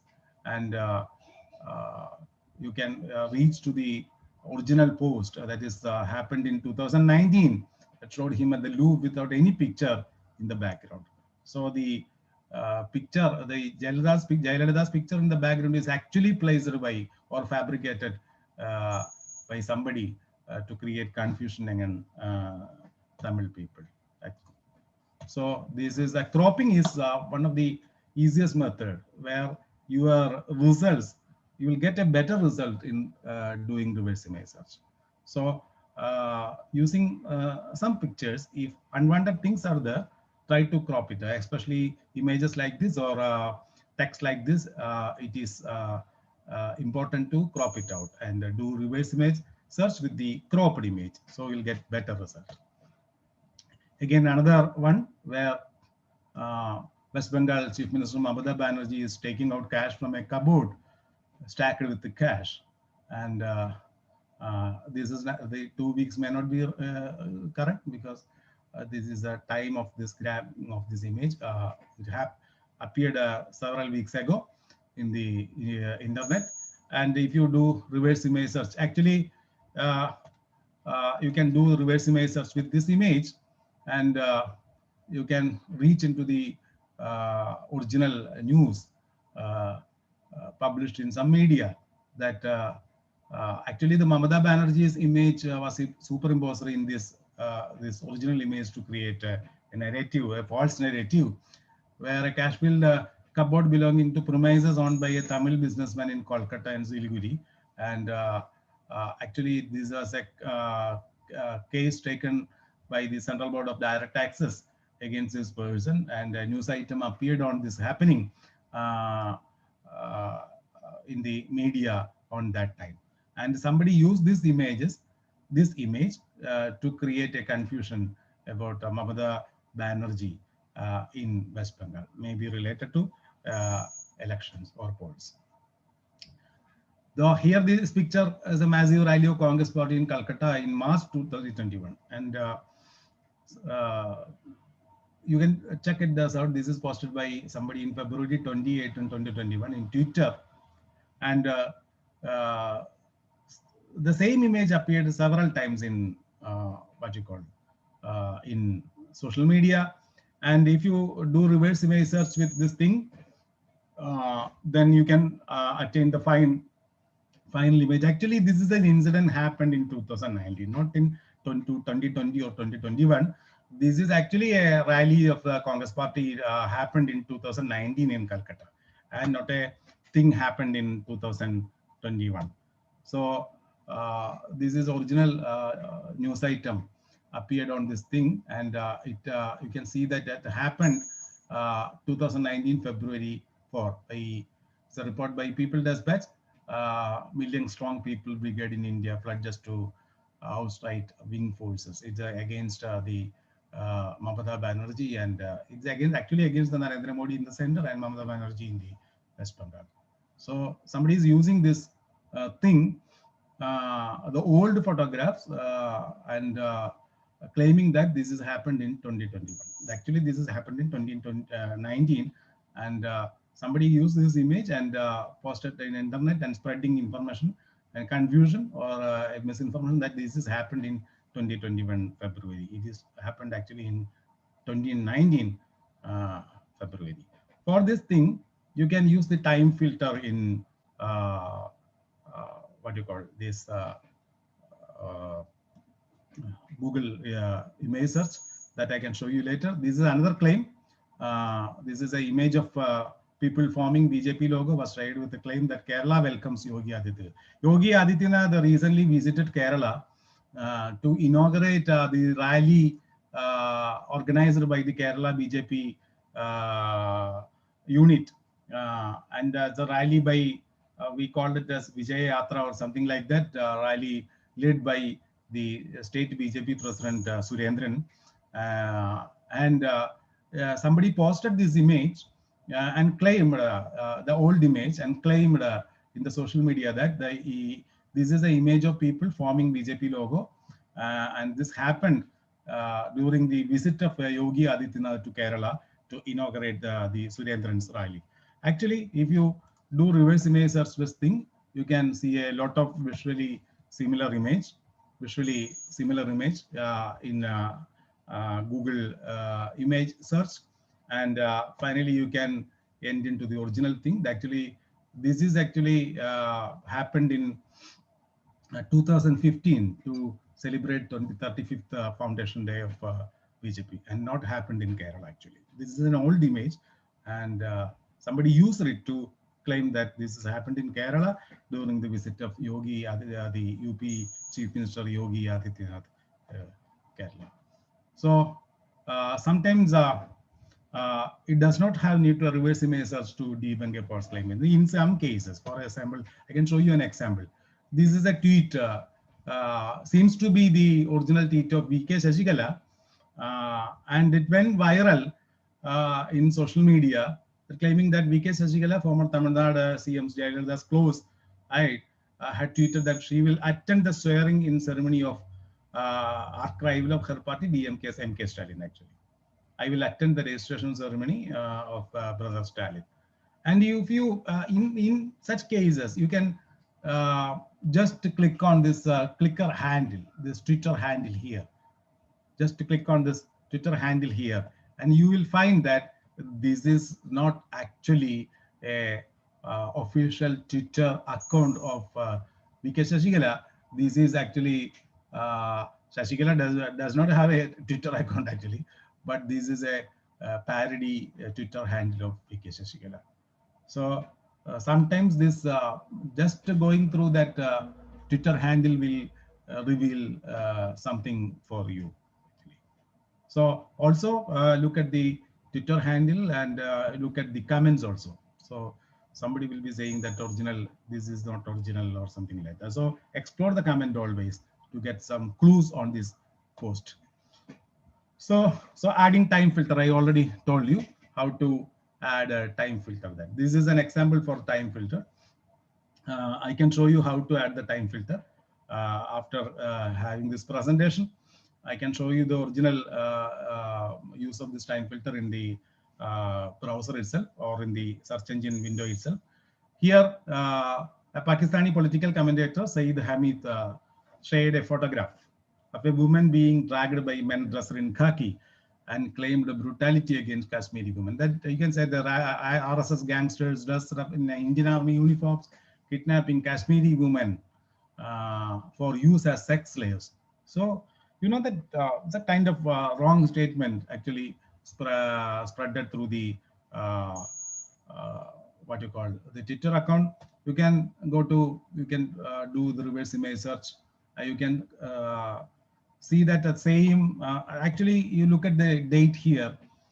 Here it is posted on 13th August 2019. If you do reverse image search with this image, you can see that it's already happened. This image is available from 2016 September onwards in the internet. But claiming the same thing, Indian state terrorism in Kashmir, cruelty at the peak. So this actually, this image is there in the internet since 2016. And Samir used this image to create a post on 2019. So if you do the reverse image search and add a time filter, you can see a tools here in the, I can show you later in the original window, tools here. You tap on the tools, you will get the time. You can have a custom range. You can create a custom range. You can have in any time, past hour, past 24 hours, past week, past month, this past year, or you can create a custom range. Here we created a custom range between 1st January 2016 to 31 August 2019, and the time filter ended for the search. That means it will search only for something posted in between this period. The Google will search for something posted in between this period. So finally, you will get the original thing. It's happened actually in July. CPIM posted about it. This is actually happened in Andhra Pradesh, where some SFI leaders protested against the closing down of social welfare hostels in Andhra Pradesh, and this is the brutality of the AP police assault SFI. That is the original image, but a lot of other people are using this image to fight against India. That means claiming that this is actually brutality of the RSS leaders or brutality of the Jammu Kashmir police or somebody else in Jammu Kashmir against the Jammu Kashmir women. So using the time filter, it is easy to find this thing in the Google image search window. I will just show you that thing in what you call in the Google window itself. So you can see here. Here, this is the tools. You click on the tools, and you get size, color, type, time. You say right. You tap on the time, then you can have this kind of things here. Okay. So I am going back to the original thing.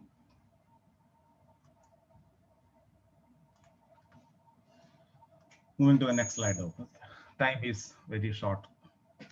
So next one is Google Translate extension.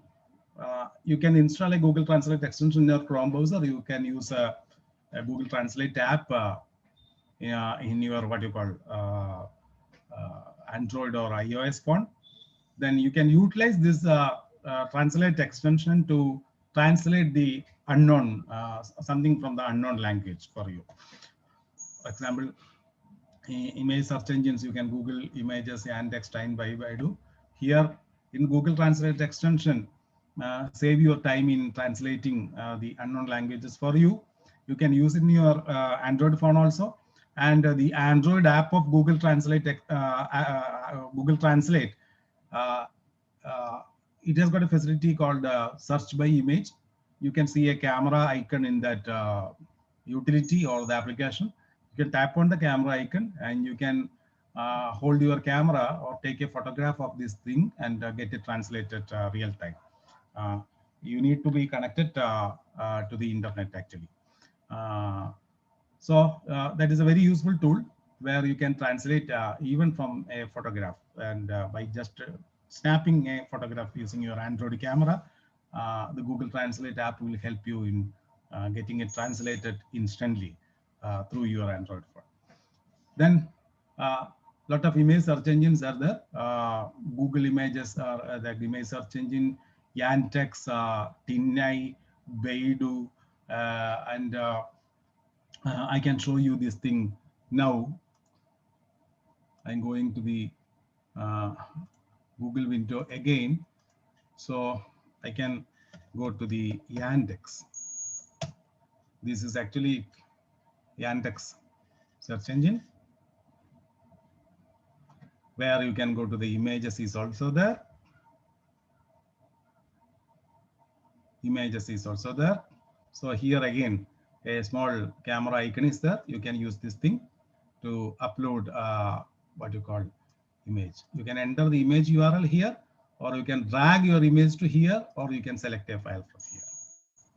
So this facility is also available in Yandex. It's a Russian search engine. So it will yield you a better result for East European segment, images from the East European segments. Then another one is, it's a reverse image engine actually, tineye.com. You can go to tineye, T-I-N-E-Y-E, tineye.com. It's a dedicated image search, reverse image search service. Here also you can upload your image from your system, and or otherwise you can paste this URL here. So Tineye is a dedicated image reverse image searching utility. You can search your image, or you can compare your image to hundred thousands of image database owned by the Tineye. Actually, this is a very good service. You can add a Tineye to Chrome. You can have a plugin or a add-on of Tineye is available for Chrome. You can go to Google and search for Tineye add-on for Chrome. Then you will be directed to the original link in the Chrome Web Store. You can download and install it in your browser, and you can use Tineye directly from your browser. Otherwise, you can go to the tineye.com and use it directly from it. So I am going back to the original thing.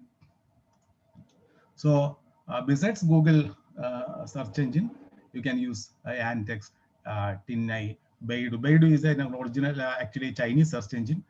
You need to check whether it works in India now or not. Okay, so photo verification, you can use Tineye. I already explained it.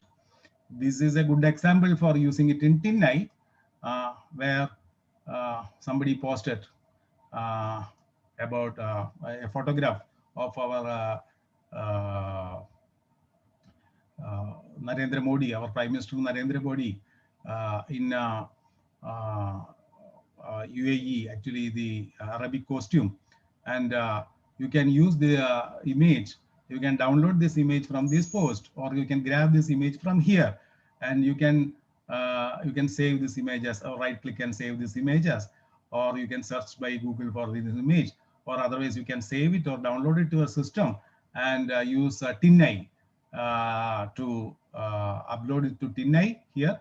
I already told you, and you can do reverse image search Tineye, and you will be lead to the original. This is the original image actually. Okay, so Tineye is a very good tool that you can utilize for doing reverse image search in the internet environment. Then if you have any questions on this photo verification, you can ask it now, or otherwise we will move to the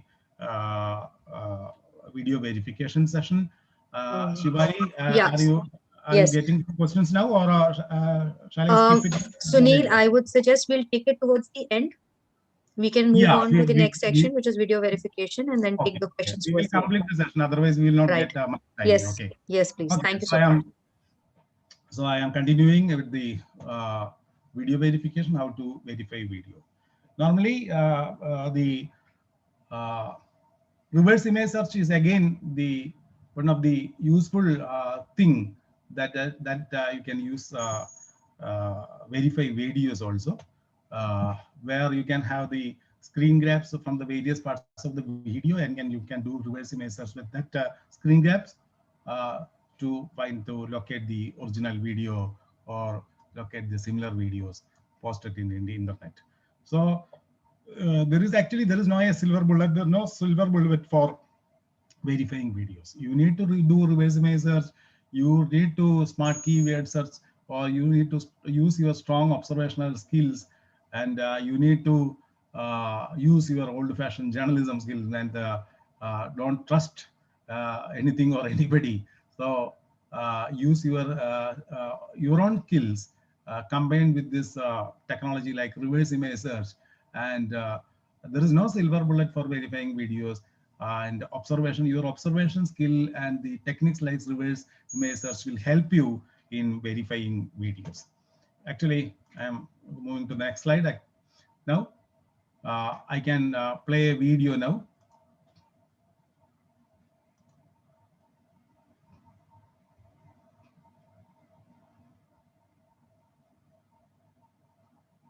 One second, I will play it now for you.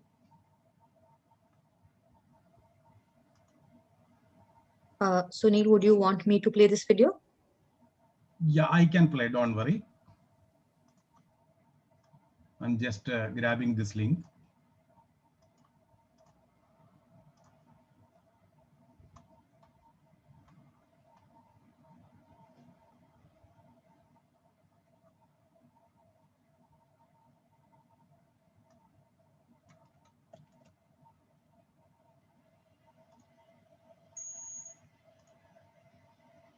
Yeah. Okay, you can see the video now. Yes, it's opening up.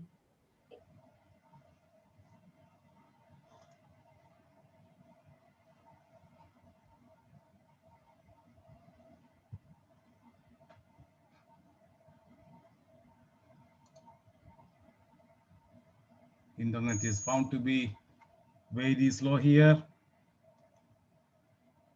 So don't worry, I will play this video for you now using my player.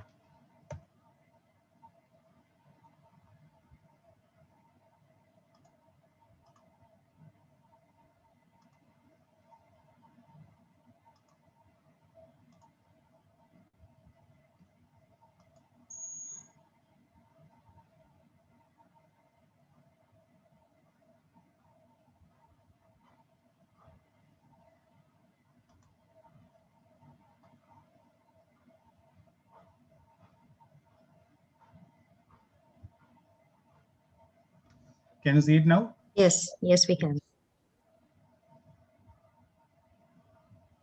You can see somebody traveling with a bike is kidnapping a child from this street.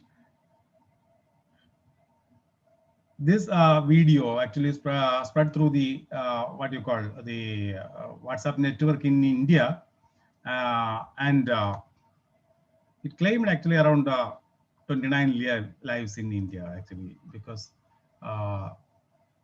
by the it actually succeeded in creating them what you call misunderstanding among the people in India, and they attacked the people traveling through the motorbike with a similar appearance, and several incidents happened in India connected to this video.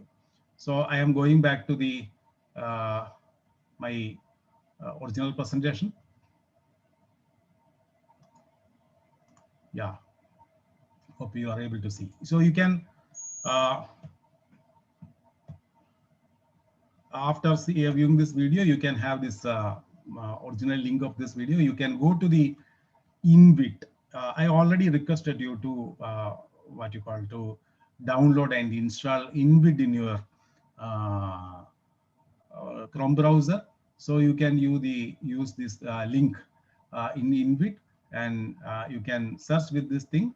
So you will get a lot of this invite will help you in creating a lot of thumbnails from the different parts of the video, and using these thumbnails you can have reverse image search in Google, and you will end up with the original video of the created by somebody in Karachi.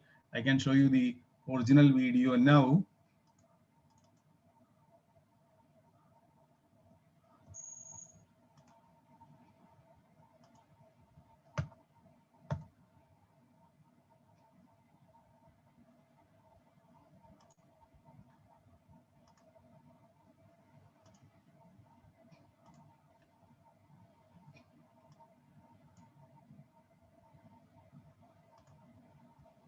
I can show the original video now. Just 1 second.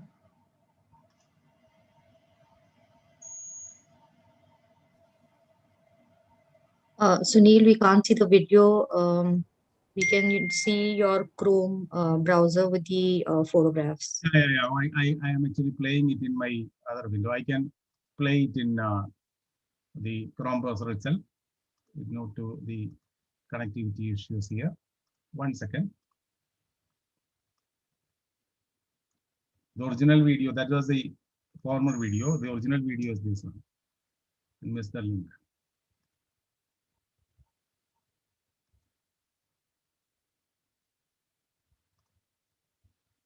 Are you capable of seeing this thing now? Yeah.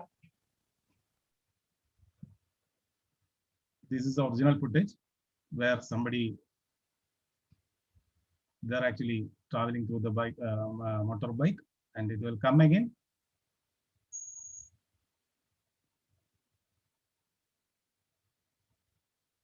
Yeah. So they're taking this child, and the other children is running. Yeah, they are coming back actually. Then you can see that they will return after some time with that child, and showing a banner here that it takes only a moment to kidnap the child from the streets of Karachi. This is the original video actually. So I'm going back to the presentation now. This is the original video actually. So thing is that this is happened. This is a video created by some agency in Karachi to show your children can be, this can happen in any street of Karachi, and you be aware about the child kidnapping. So the children can be kidnapped from the streets of Karachi. This is actually a promotional video against the child kidnapping in Karachi.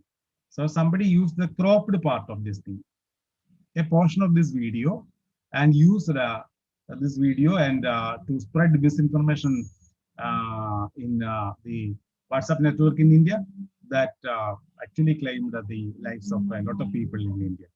This is actually an old image. Okay.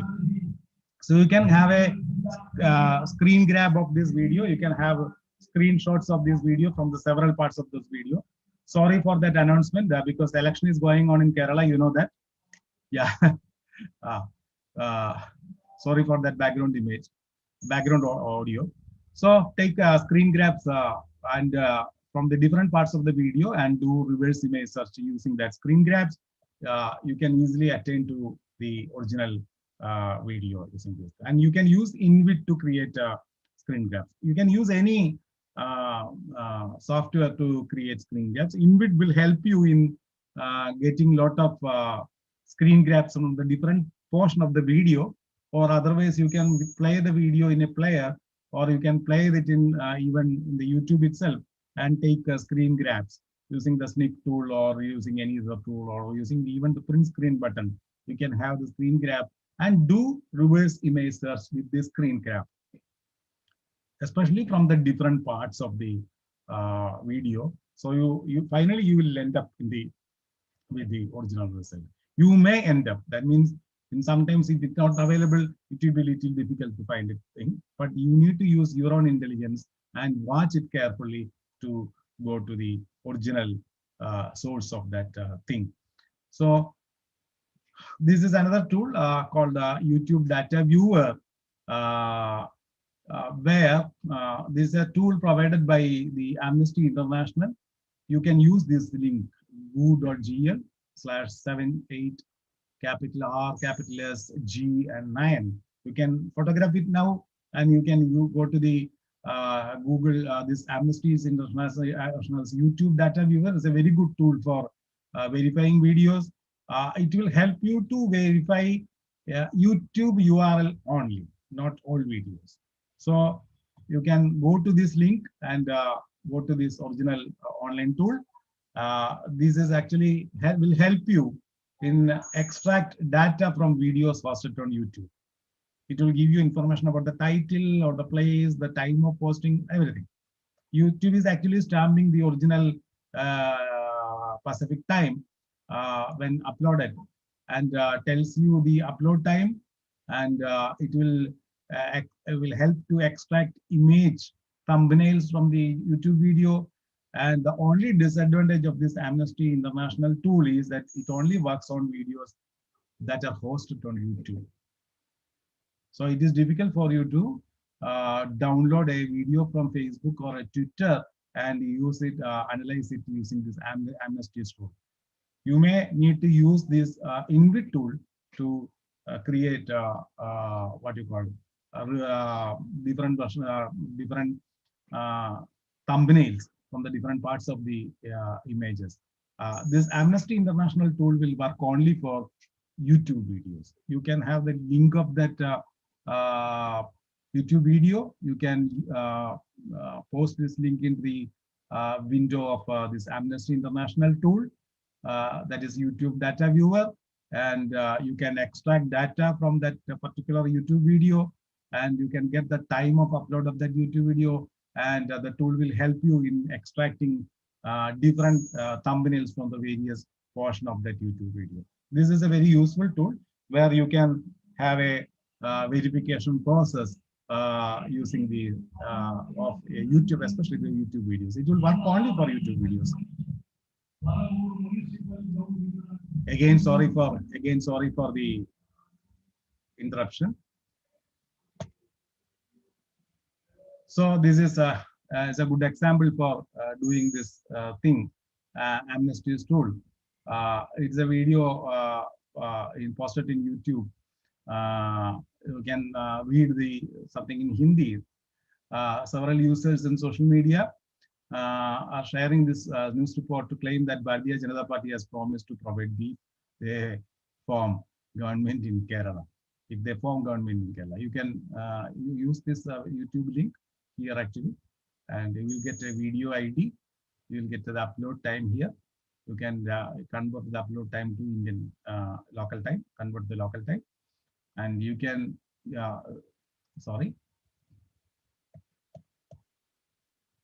you can use the thumbnails created by YouTube. The YouTube data viewer will create a lot of thumbnails. So from the viewer, actually this is a NDTV article. You will get the NDTV story. So using that thing, you will you can do reverse image search, and finally you will find that a news item will end up in the original news item published by NDTV. Elect me first, the BJP leader in Kerala looks for exit from the controversy street. Actually, so YouTube data viewer as a tool by Amnesty International is useful in analyzing YouTube videos and creating thumbnails from the various parts of the video. You'll get the posting time, and you'll get a lot of other information also using this tool, but it will work only for YouTube videos. So InVid, I already told you to download this InVid plugin. I can show you the InVid plugin here after having this presentation working lively. Here you can use this tool to, it's a web-based application. That means it will work as a plugin in your Chrome application. It can provide enhanced metadata of videos posted in YouTube, Facebook, and Twitter. And it can also retrieve contextual information such as location if detected, interested comments, license rights, keyframes, and YouTube thumbnails of videos. You can extract videos. You can also extract still frames from different parts of the video, and you can perform reverse image search in Google, Yandex, and Baidu directly from this plugin. And you can have the reverse image search in multiple search engines simultaneously. And you can see a lot of other useful features, like it has got a like magnifier where you can magnify the different portion of the thumbnails extracted using this InVid tool for any useful information that you can get from that image. Then it has got a Twitter Advanced Search Image Verification Assistant also, where you can analyze a lot of video using this tool. So this is an example that will be useful for learning InVid. And this video is showing the Nehru Gandhi's families in this building is owned by the Nehru Gandhi family in Italy. It went viral actually in social media during 2019 Lok Sabha elections. So and you can use this video link in InVid. You will get a lot of information about the account of uploaded, the original posting time, all these things. So you can create a lot of thumbnails or screen grabs from the different part of the video, and you can have do reverse image search in Google, in Yandex or Tenai from this screen itself, from this tool itself, and by conducting this reverse image search in various media, you will find that this is actually a video from a historical palace in Italy. And somebody used this to fabricate a claim or create a claim during this 2019 polls, India polls, against the Congress party or the Nehru Gandhi family. Okay, then this is the interface of InVid. I can show the InVid interface now. Give me 1 second. I am going to my Google window. I am going to use this thing. Okay. If installed, you can see a icon of InVid here. Okay. You can, I hope you are capable of seeing my mouse pointer. And here you can see a thing here. You tap on it. Then you will get InVid toolkit. You'll get the InVid toolkit and open InVid. This is the InVid verifying tool. A lot of facilities are here. A lot of tools are here. Features are available here. You can analyze it. You can have keyframes. You can have YouTube thumbnails. You can have what you call Twitter Advanced Research. And you can have metadata extractor, magnifier. You can have video rights, forensic thing. A lot of things what you call is available in the InVid plugin. So this is a wonderful tool that all journalists should use in their Chrome environment. That means Chrome browser. You can it's a free tool. You can download it from the internet and install it in Chrome browser and use it for verifying videos. So this is a beautiful tool. So this time is limited to explain all these things, all the features of this thing. So I am going back to the original presentation now.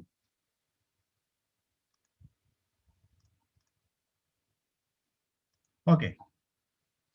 So these are the keyframes generated by the InVid, where you can right click on these things. You can have more keyframes also to do reverse image search in multiple search engines. Okay. So a trip is a trip advisor linked to the Royal Palace of Turin in Italy. That is the original image. You will finally you'll get the original thing, information about that video using the InVid. This is the InVid tool. Already I already showed you that InVid interface. So the another tool is that watch frame by frame. That means it will help YouTube and Vimeo videos to watch by one frame, to have close observation of the video. But use this tool with little care, that means it will give you something that is watching videos on watch frame by frame. If you go to that website here, it will show something. You are watching videos on watch frame by frame. We use a little bit of your CPU power. Okay, so status mining enabled, disabled. So please don't forget to disable this function before using it. So be vigilant using this tool, but this tool is helpful in having a close observation of the videos posted in YouTube and in Vimeo, so that you can view the video frame by frame very slowly, even by single frame very slowly, then to analyze what is actually happening in this videos. In certain cases, that is needed to get a good information about that video.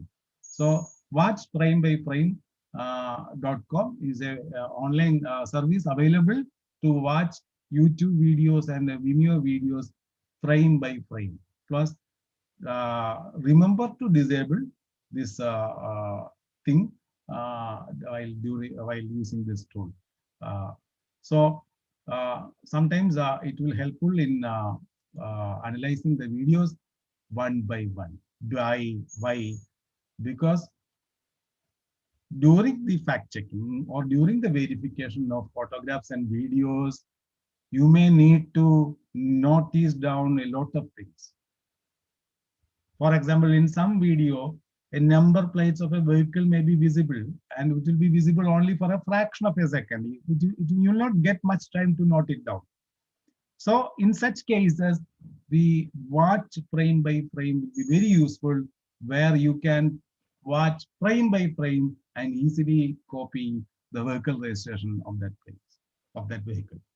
So this is very useful. This slide is very useful. You can copy it because you need to observe certain things for certain clues, visual clues in the photographs or video. That means you can notice building, landmark, the topography of the land. Okay, then you can have notice insignia, flags, logo, emblems, badges that will help identify a region or a particular group or a particular portion of the world. And you can have a comments.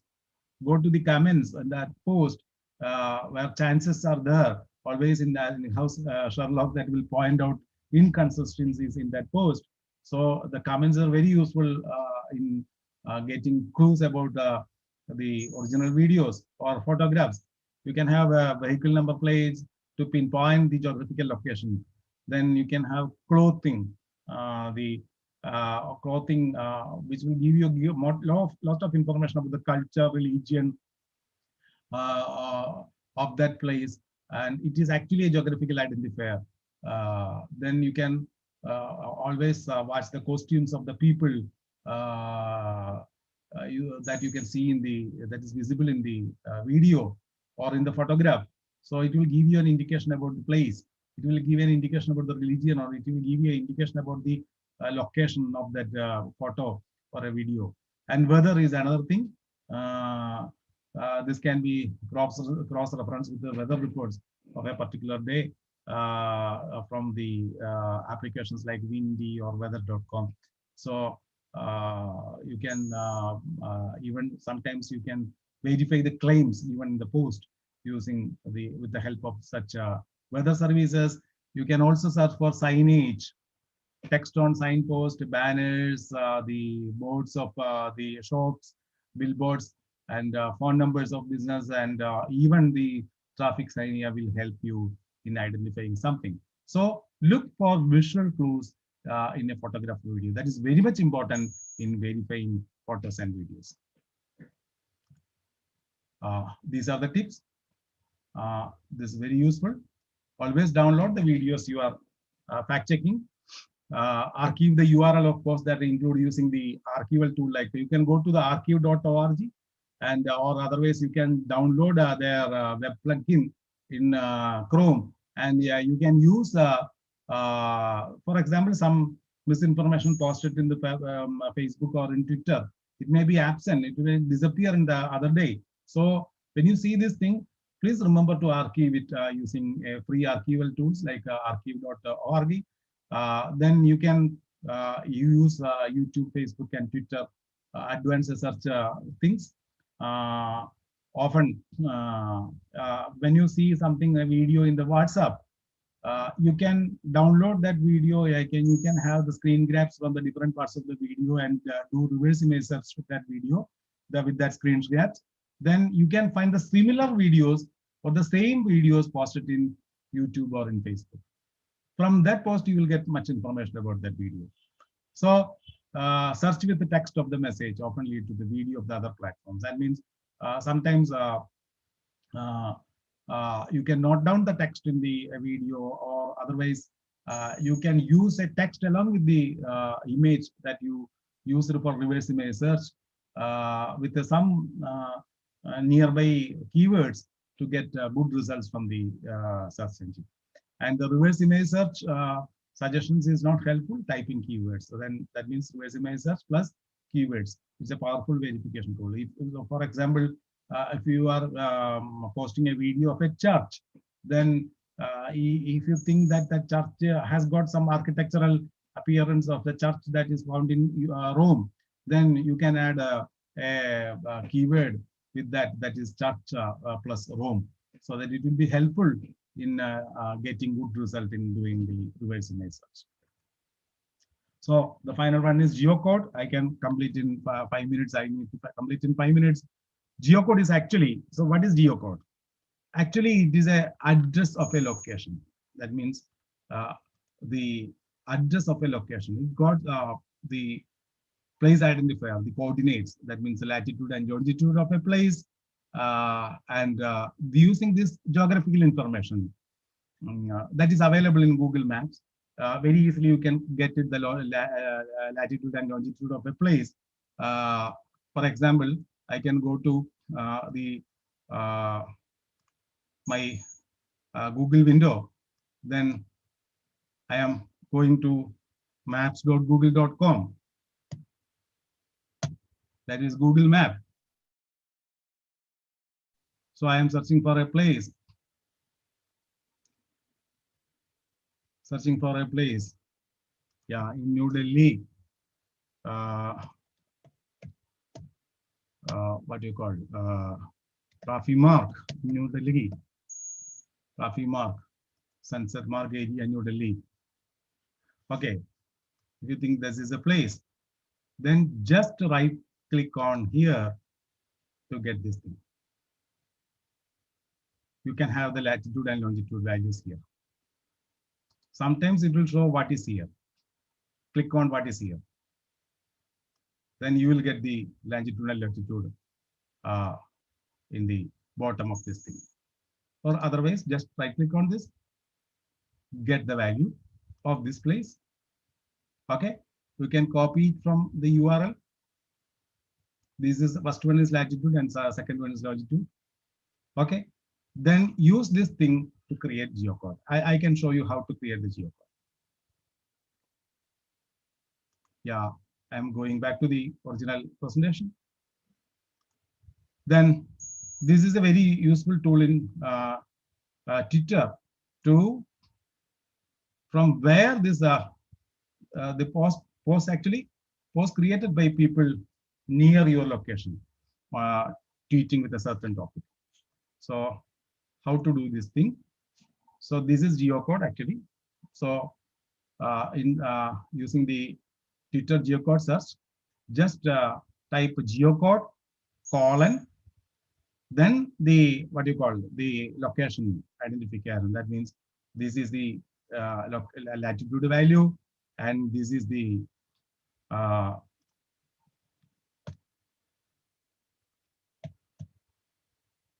latitude value, and this is the longitude value, and comma, and plus the area, the radial area, that is radial space, that is 5 kilometers around this particular point.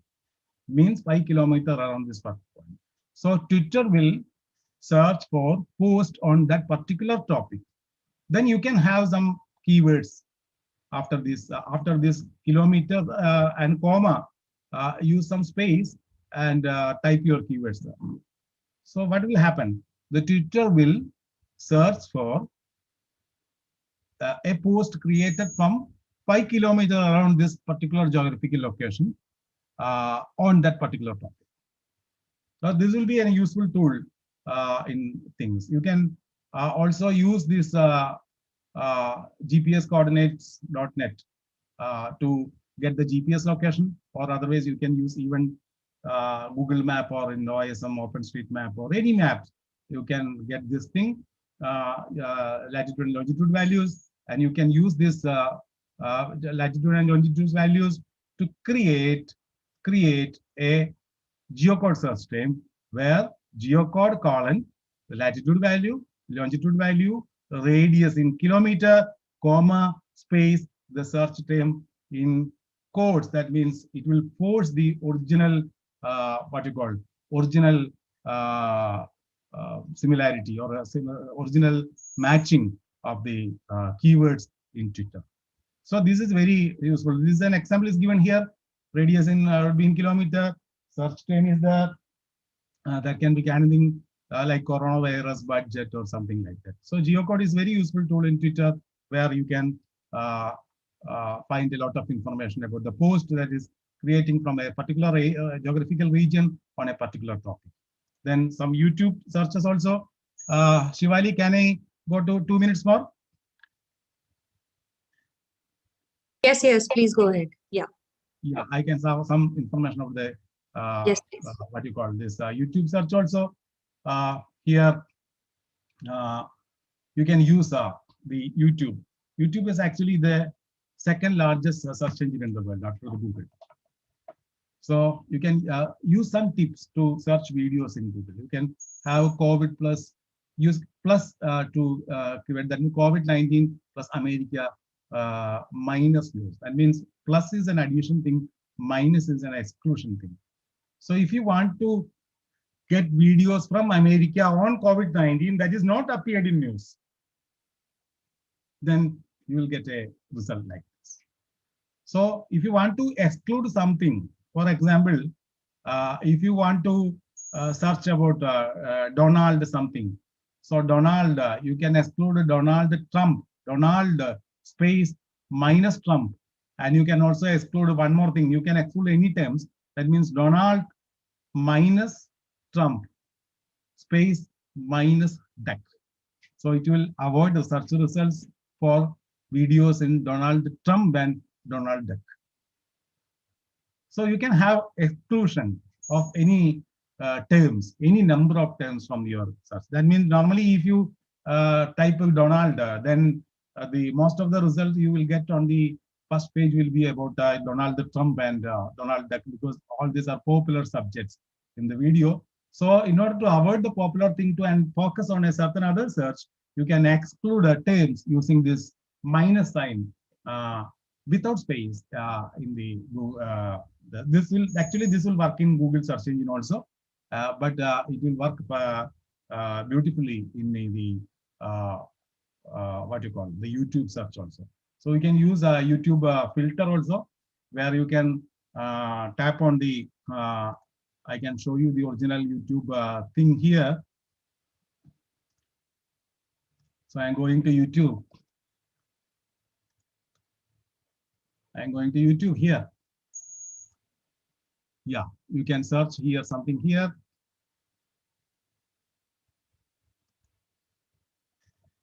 Donald, then duck come, Trump come. Okay, so I am and minus duck. Okay, so we'll end up in search results. So after having this in the search window, first you will get a filter. You can have an open search filters here. Tap on this. You can have upload data. You can sort it by upload data. Last hour, today, this week, latest videos, this year. Then you can type. You can like a video channel. If you are going to channel, then video playlist, film, program. You can have short videos and long videos, and you can have features like if you are looking for live videos, 4K, HD, subtitles, creative, 360, everything you can. You can sort by relevance, upload date, view count, etc. Yeah. So the filter will give you a good idea of searching something in YouTube.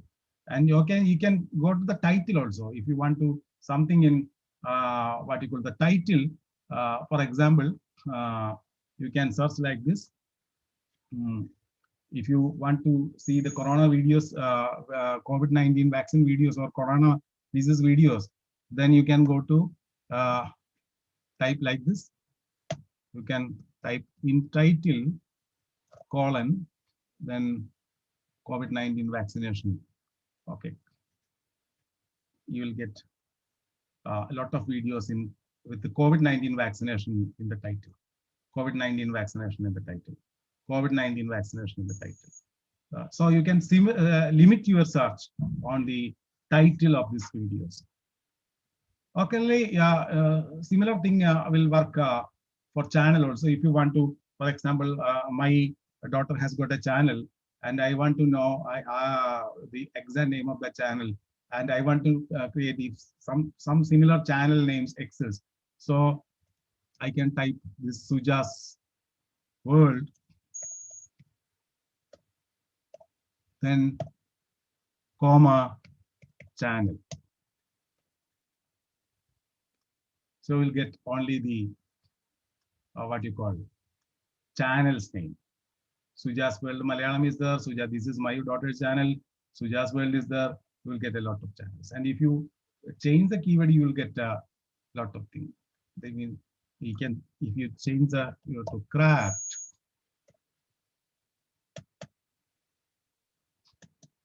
sorry, craft channel, you will get a lot of results.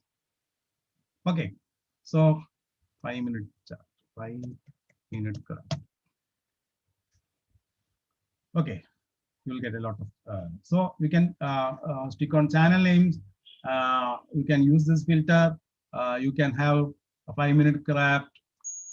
You can have short videos. You can like short videos, like you will get videos in less than 4 minutes, or you can have long videos here for sorting out videos.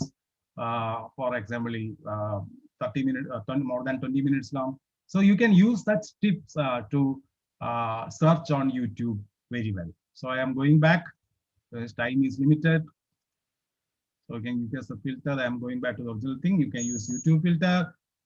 You can use the double inverted commas to force match the thing in the title. You can use a channel name that's tuned to comma channel. You can use the playlist, the same thing sign. You can COVID-19 webinar comma playlist. You will get a playlist, list of playlists will be available in that particular topic. So I ended up with the YouTube thing. So if you have any questions, you can ask me. I'm over to Shivali now. Yeah. Thank you so much, Sunil. Thank you so much. So I'll jump on to the questions directly. All right. So the first question is, of the many images that come from reverse image search, how to identify which is the correct one? Yeah, you need to use your what you call your own intelligence, because you need to analyze work, because you are searching for something. You are going to find whether this image is what you call original or not. So you can have similar images, and you can even go to the source of that original image, and you can see what's the date of that image posted in the internet, and you can have identification of several things in that image. And using all these lot of information, analyzing this thing, I already told you that even the technique will not give you the answer. You need to use your own intelligence and observe all these images carefully to attain the original result. All right. The next question is, is there any way to already, to check if there's anything that has already been fact-checked or debunked?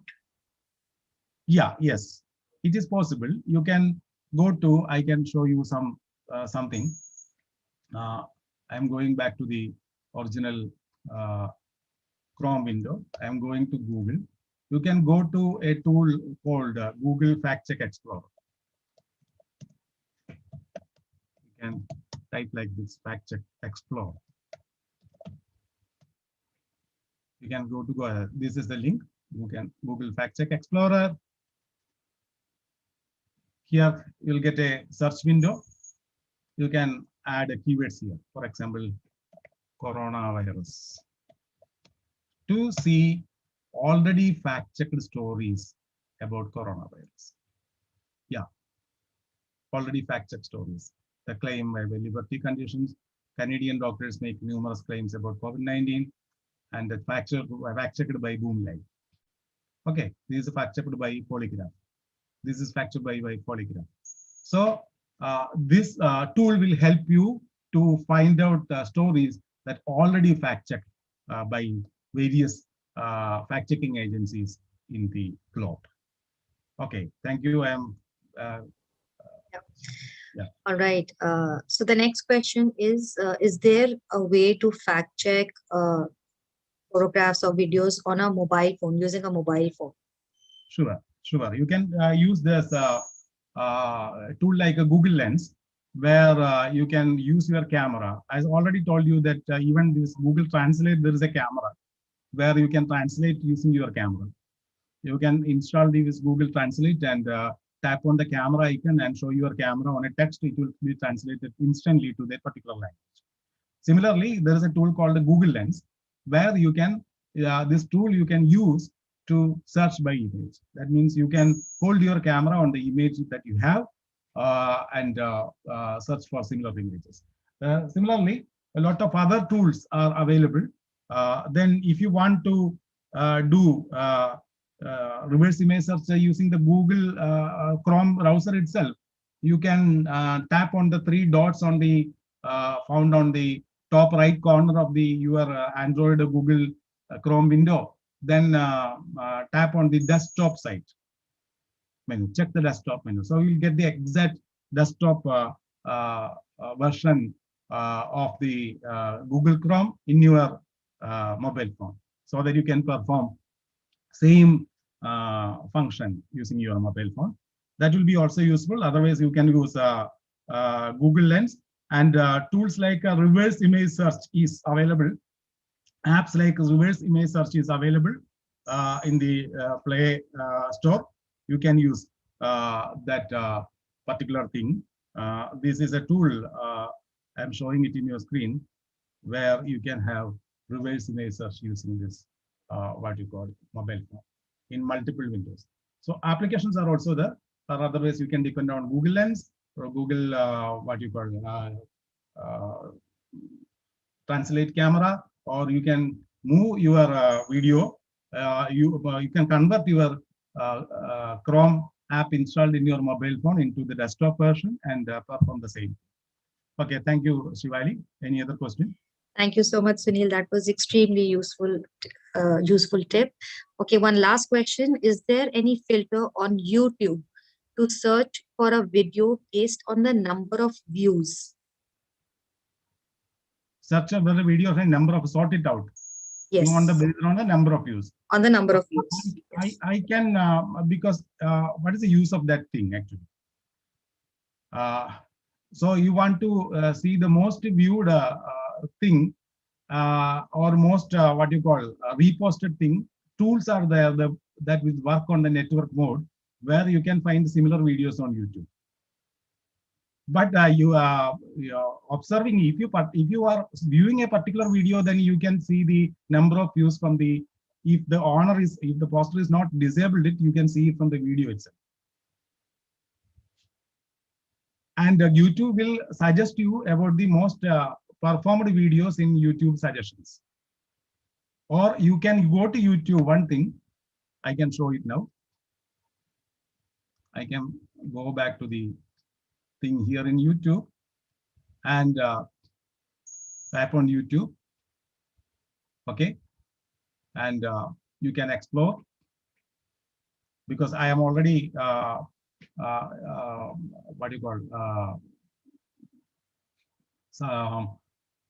log into that my thing, so it will show only one thing. Otherwise, here you will get a menu like this of trending videos, trending in this particular video. Using that thing, you will get the most viewed views in that particular geographical region, if that is your use. Okay, thank you. All right, Sunil, thank you so much for a wonderful session and the tips that you gave to all our participants. I'm sure people can practice, and if they want, they can get back to us if they have any questions. As of now, over to Sunil. Right. Thank you so much, Sunil. Wonderful session. It's always such a pleasure listening to you.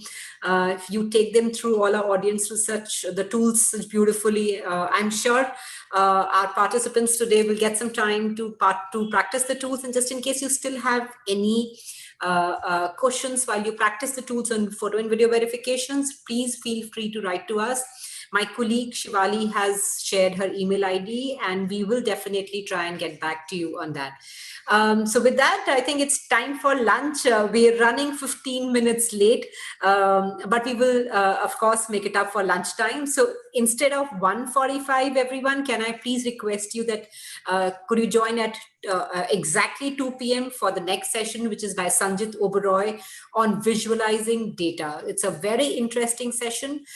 So let's ensure that to be on time and join back at 2 p.m. We will restart the session at 2 p.m. Thank you so much, Sunil, on behalf of the entire team in here and all our participants. A big, big thanks. Thank you. Thank you all. You take care. Bye-bye. Bye, Sunil.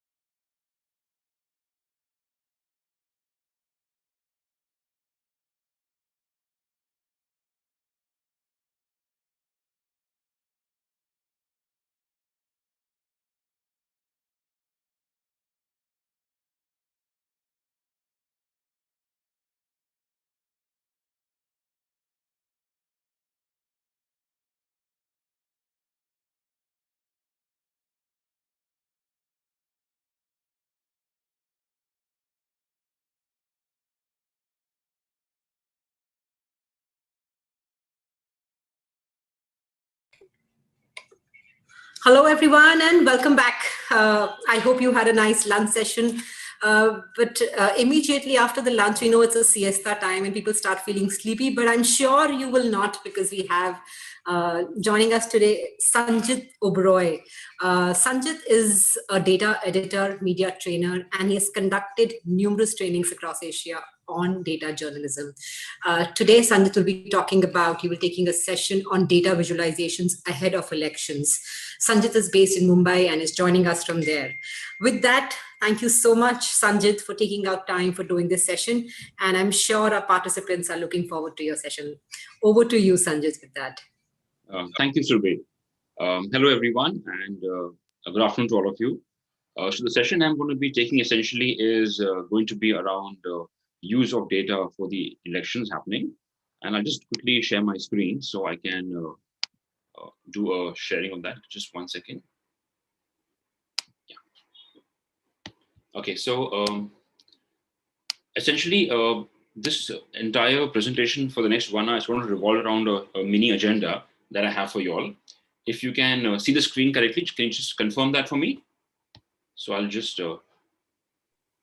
Yes, Sanjit, we see the screen correctly. And if you can just put it on the present screen, so we'll see the entire one. All right, no, thanks.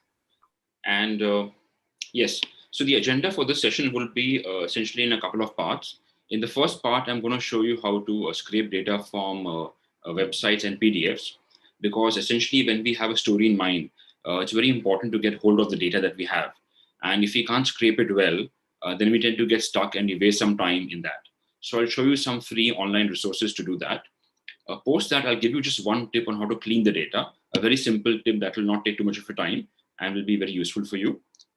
From there, we'll move on to how to visualize the information using online tools like Flourish or Data Wrapper. And finally, I'll also give you a brief idea of some mistakes to avoid when presenting information. So as we move ahead, you'll realize that data visualization has been spoken a lot about in the last couple of years. Today, almost every publication, whether in India, Asia, or globally, everyone wants to have charts and graphs in their publications, whether it's a print or digital, and even now on social media. So essentially, the use of data is essentially to take the data and to present it in a very visual manner in the form of charts, graphs, or infographics. So hopefully, as you move ahead, you'll have some clarity on how to do that very soon. So the first tool I'm going to show you is something called table capture. Now, this is a very simple, intuitive tool to use when you're trying to extract data from a web page. So for example, when you go to a particular website, say you go to the Election Commission website, and there is some information on their web page, and you want to extract that. This tool comes in very handy for that particular purpose. So let me give you an idea how to do that. And once we sort of just open it up, you'll find that this is the platform for it, Table Capture. It is a Chrome extension. It's also available on Firefox. And you can use that to sort of extract data. So I'm going to give you a demo of it right now. And yes, so let's go to the ECI website. And over here, you'll find that there is some amount of information in a table format available here. Okay. Now, assuming you wanted to scrape this data, or whatever information it could be for candidates, or it could be on voting or seat-wise, you essentially would have done like a Control-C, Control-V. This is generally what we tend to do. And this makes it very difficult for us to sometimes get an idea if we are copying it correctly or not. In most cases, it may get pasted in one cell of the Excel sheet, and that doesn't help you at all. So this is where table capture comes in handy. As you can see, if I'm taking my mouse on the top right-hand side, there is this red icon, which is there, and the icon has turned red.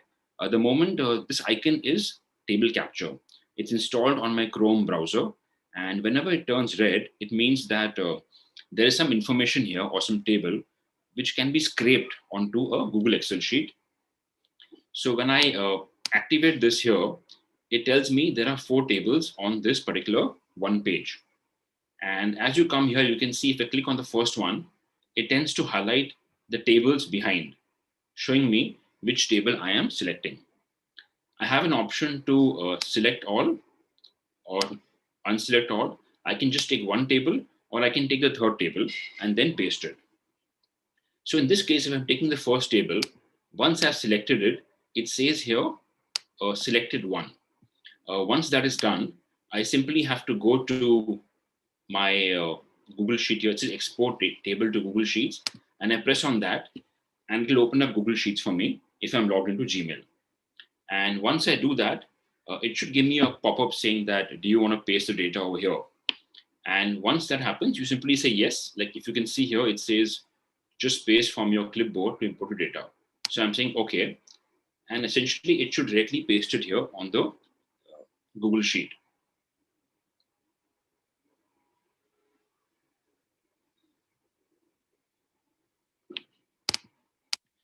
In case you have any issues, you can always right click and paste it. The information has been copied. Sometimes there can be technical issues, but I just pasted it here and it has copied it from there onto this. So let me also give you one example of this so you have more clarity on how this works. I'm going to look at the Wikipedia page, which is the current page on some election results over here.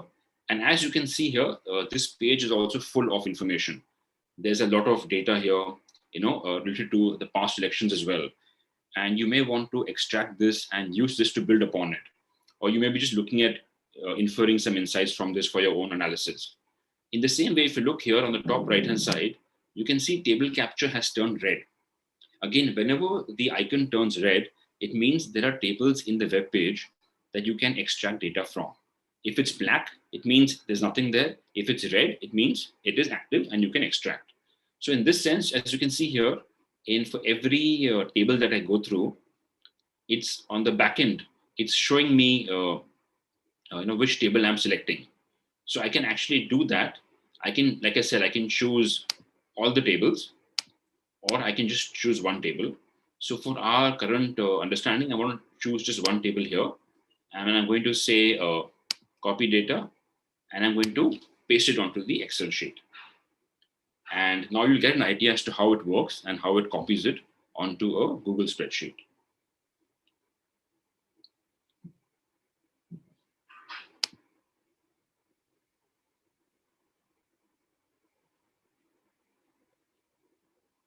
Like I said, sometimes there could be a disconnect between the two sheets, but if that ever happens, remember it has already been copied. You can simply just paste it. That information is already here. So in that sense, you've already copied and pasted it here. But most likely it should work at your end. There will be no issues regarding that. So this is one tool that I wanted to show you. And essentially it was something very interesting and unique. The next tool I want to show you is something also called extracting data from PDFs. I'm sure this is like an issue all of us have faced as a journalist in newsrooms. We get a report given to us as a PDF, which has data in it, running into maybe a couple of pages. How do we take that data, put it onto Excel? And it's always a challenge to extract it because it's always possible that the data will not come cleanly. There'll be issues with it. There could be white spaces and other issues as well. So essentially, this tool is very, very useful for that. And again, for this, I'm looking at some information from the ECI website. And let me just show this to you as well. I have it installed here, and Tabula is right here. If you can see this particular web page here, I have imported Tabula onto this particular browser on this web page. So what happens here is once you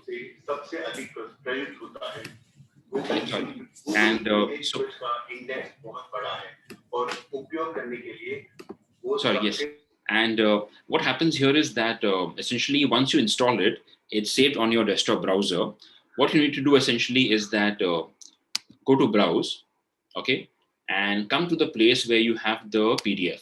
So in this case, I'm looking at this one particular PDF on data summary of candidates, and I say open, and I'm going to import it. As you will see that it does not take too much time for the PDF to be imported. It happens in just maybe 10 seconds or at the most 12 seconds. And even for 100-page PDFs, it will not take too much time. It's really very fast and responsive in that sense. Now, as you can see here, what I'm looking at is the data summary of these people here. And I want to extract this onto an Excel sheet. Simply here, if you can see, I have a cursor or a plus icon showing up here. I can use that where I can simply select the information I want to copy. And as I select it, it turns red. Okay, and as it turns red, I can drag it all the way down and I can select how much I want of it. So the moment you do that, as you can see that a large part of it has turned red, it's selected. Then you come to a point here which says preview and export extracted data. So once we do that, I can click on the green bar on the right hand side. It'll give me a preview of the information that I'm trying to extract. Am I happy with it? Is it clean? Is it the way I want it to be? And I can accordingly do it. As you can see, a large part of it has come out cleanly. You have it in the columns that you wanted. You have the indexes here as well. So it's pretty clean. And once you do that, you can simply export this as a CSV, which is into a format, and download it onto your desktop. So let me also show it to you again. There's another option here as well, which says you can also auto detect all the tables. So if I click on this particular section, it has copied the entire table, what it feels is a table to be extracted. In this case, it doesn't really work very well sometimes. If I do a preview and export, there's a possible chance of error happening in some cases. And the data sort of, as you can see here, these columns are merged. And this is one, and there's a blank space happening here. So that's why in some ways you can actually just sort of play with this. And I can, if I want over here, come down and I can reduce this. So I also have the option of taking how much I want. So in my case, I had only kept it till here. I had not put the type of constituency that we can add later, but it did, in a way, extract the data that I wanted onto an Excel spreadsheet over here in this manner. Okay, from here, it's very simple. You have many export formats available to you. You can use them in various ways, and you can export as CSV, and it will come on to you as an Excel spreadsheet. So in that sense, I wanted to show you these two very interesting tools, and which are very helpful for scraping data. But there's also one very third nice tool available, which is there, which is how to use data, extract data using Google Sheets. And this is also very useful for, say, live information, assuming you're tracking stock markets, or some live financial data or election data. If you link your Google Sheet to the particular page which is there, it'll keep passing on the information to you on your Google Chrome sheet. And this particular tool is called Import HTML. It's a very simple tool to use. And this is the three key indexes you must keep in mind here. It's a URL, which is the URL of the page you want to extract from. Then you have a query. Query means whether it is a table or whether it is a list that you're extracting from. And third is index. Index means, are you taking table 1, table 2, table 3, or table 4? So let me sort of show it to you here. And this is essentially how it looks. As you can see here, if this is the Wikipedia page, this on the right is a table and left is a list. List essentially is like in 1, 2, 3, 4. And that's how the tool differentiates. Now, also let me give you an example of how this looks. Assuming we want to sort of extract data from the Wikipedia page onto a Google Sheet. Let me just open up a link for you and I'll show it to you right here.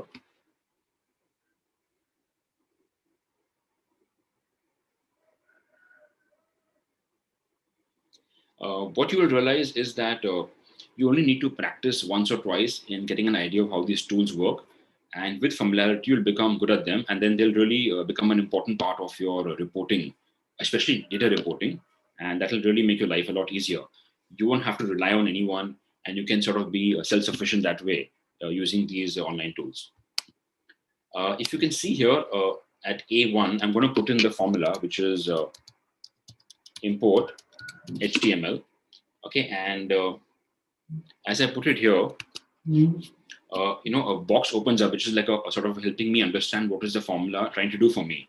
And if you can see here, it says enter the URL. Now, in this case, the URL will be the Wikipedia page that I want to extract data from.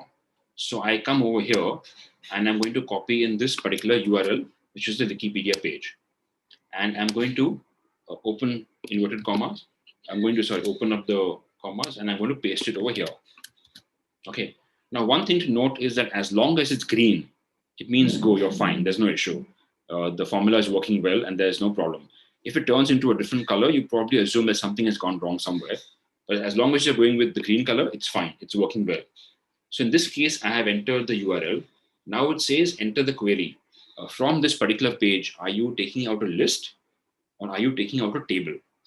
In our case, I want to take out a table. So I'm again going to put in the table here. And if you can see in the box here, it says enter the table. So I'm going to put a comma and then say table. And here again, it's still green, which means so far there is no error in the formula. It seems to be working fine. Then comes to the main part, which is the last part, which is the index. Over here, what are we doing? Is it the first table, second table, third table, or fourth table? So I put in a comma here, and assuming I'm putting 4, okay, and I'm going to sort of close this. And let's see if this works or not. And it will sort of give us an idea as to what's happening. So what's happened here essentially is that it has picked up what it believes to be table number 4 from the Wikipedia page. So in this sense, if this data, which is on Wikipedia, changes tomorrow, it will also automatically change here as well for you. So in that sense, the page is connected to the Wikipedia page, and there's a sort of live updation happening there. So this is import HTML. It's a very nice, useful tool to keep around. And it's something that you should also just have an idea about and how it works, because when you're dealing with data collection and data scraping, it's good to know at least 4 or 5 different tools. So you can just hop, skip into one, pick them up, use it to your advantage, and then move out. So you don't get stuck anywhere. And yes, these are a few links. The last 2 links I would want to highlight here is also about I Love PDF and Comment Docs. They're also very, very easy to use. They're there for you to go through later, and they're very simple. Just check them out. They're more for extraction of from PDFs onto Excel and other formats. So do have a look at them as well. Okay, yes. Now comes the most important part and a very crucial part. Once you have extracted your data, then what? And it's obvious that there will be some errors in the information. It's not necessary that from a PDF there are no white spaces or there are no capital letters coming in. So how do you deal with that? It's always a sort of a bit of a hassle to understand. And data cleaning can be quite tricky because you will not know where the error is. So how do you figure it out? In that sense, I'm just showing you one very, very simple tool here. It's essentially it's from Google as well. And it is essentially called using Sheets Smart Cleanup to prepare data for analysis. It's called a cleanup suggestion. And again, these links are available in the presentation as well for you to go through. And I will just take you through them as well. The moment you have essentially, got your data onto a Google spreadsheet, the next step to figure out is how to sort of clean it up and where do you do that. So if you look at this particular spreadsheet, and just one second, it should be opening it up now. And if you look here at this particular spreadsheet here, if I want to see what are the errors in this data, how do I find it out? Obviously, in most cases, you're dealing maybe with 30, 40 rows of information or much more. And it's obviously very tricky. So there's an option here which says data. Okay, when you click on the data column here and you come down, it says clean up suggestions.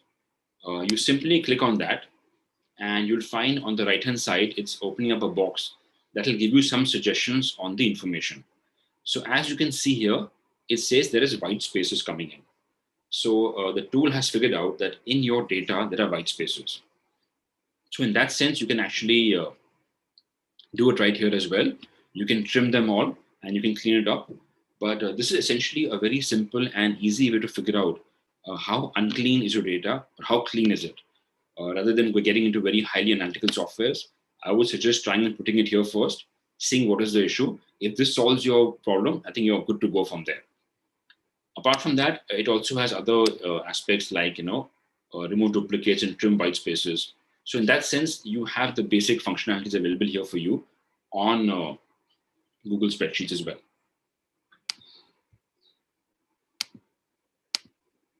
Yes. And of course, I wanted to just bring this link here as well. This is the supportgoogle.com link, which is very, very handy. So for the tools that I've showed you, on the Google formula and this particular area, if you're ever stuck, you can always come to the support section here. There's a community and there are a lot of answers available. And I'm sure most of the questions you have already been answered. So that will help save your time, and you can definitely just read, figure out how to do it, and move on from there.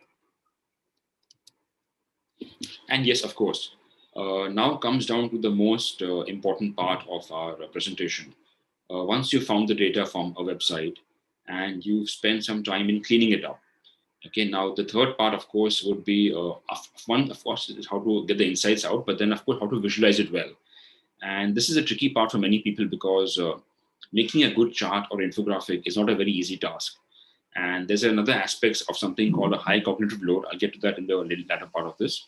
But you need to keep that in mind. But luckily today, there are many tools, that you can use to create visualizations like Flourish, Infogram, Data Wrapper, or picture charts. And this chart is very important here because it tells you in how much time you can create with what tool. So if you look at the first one, it says time in only a few hours. The know-how is low and easy, and the tools are Excel, Flourish, Infogram. So if you're looking for creating charts in a GIF in just a matter of, say, in an hour or 2 hours, or maybe even in half an hour, tools like these can come to your rescue and you can put them out. However, if you want to spend more time and create analytical dashboards, then you can try charts like Tableau and CartoDB and Noema.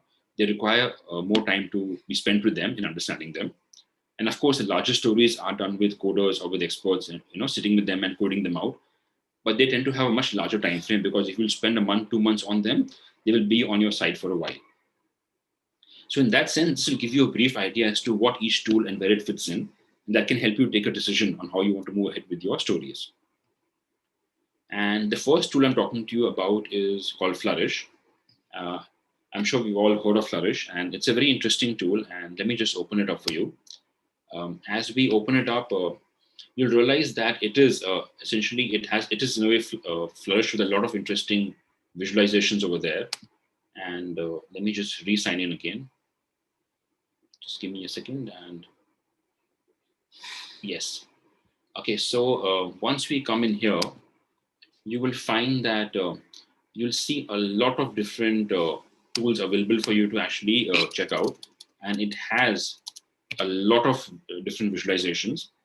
It is essentially filled with charts and graphs that you can choose and select from. Now, of course, one issue also happens when you have too many choices, you get confused. So in that sense, you also have to be careful that you don't take the wrong visualization. And that I'll cover in the latter part as well, that you have to be careful about presenting data correctly. As you can see here, you have a lot of line charts, pie charts available for you to use, and with different color codes.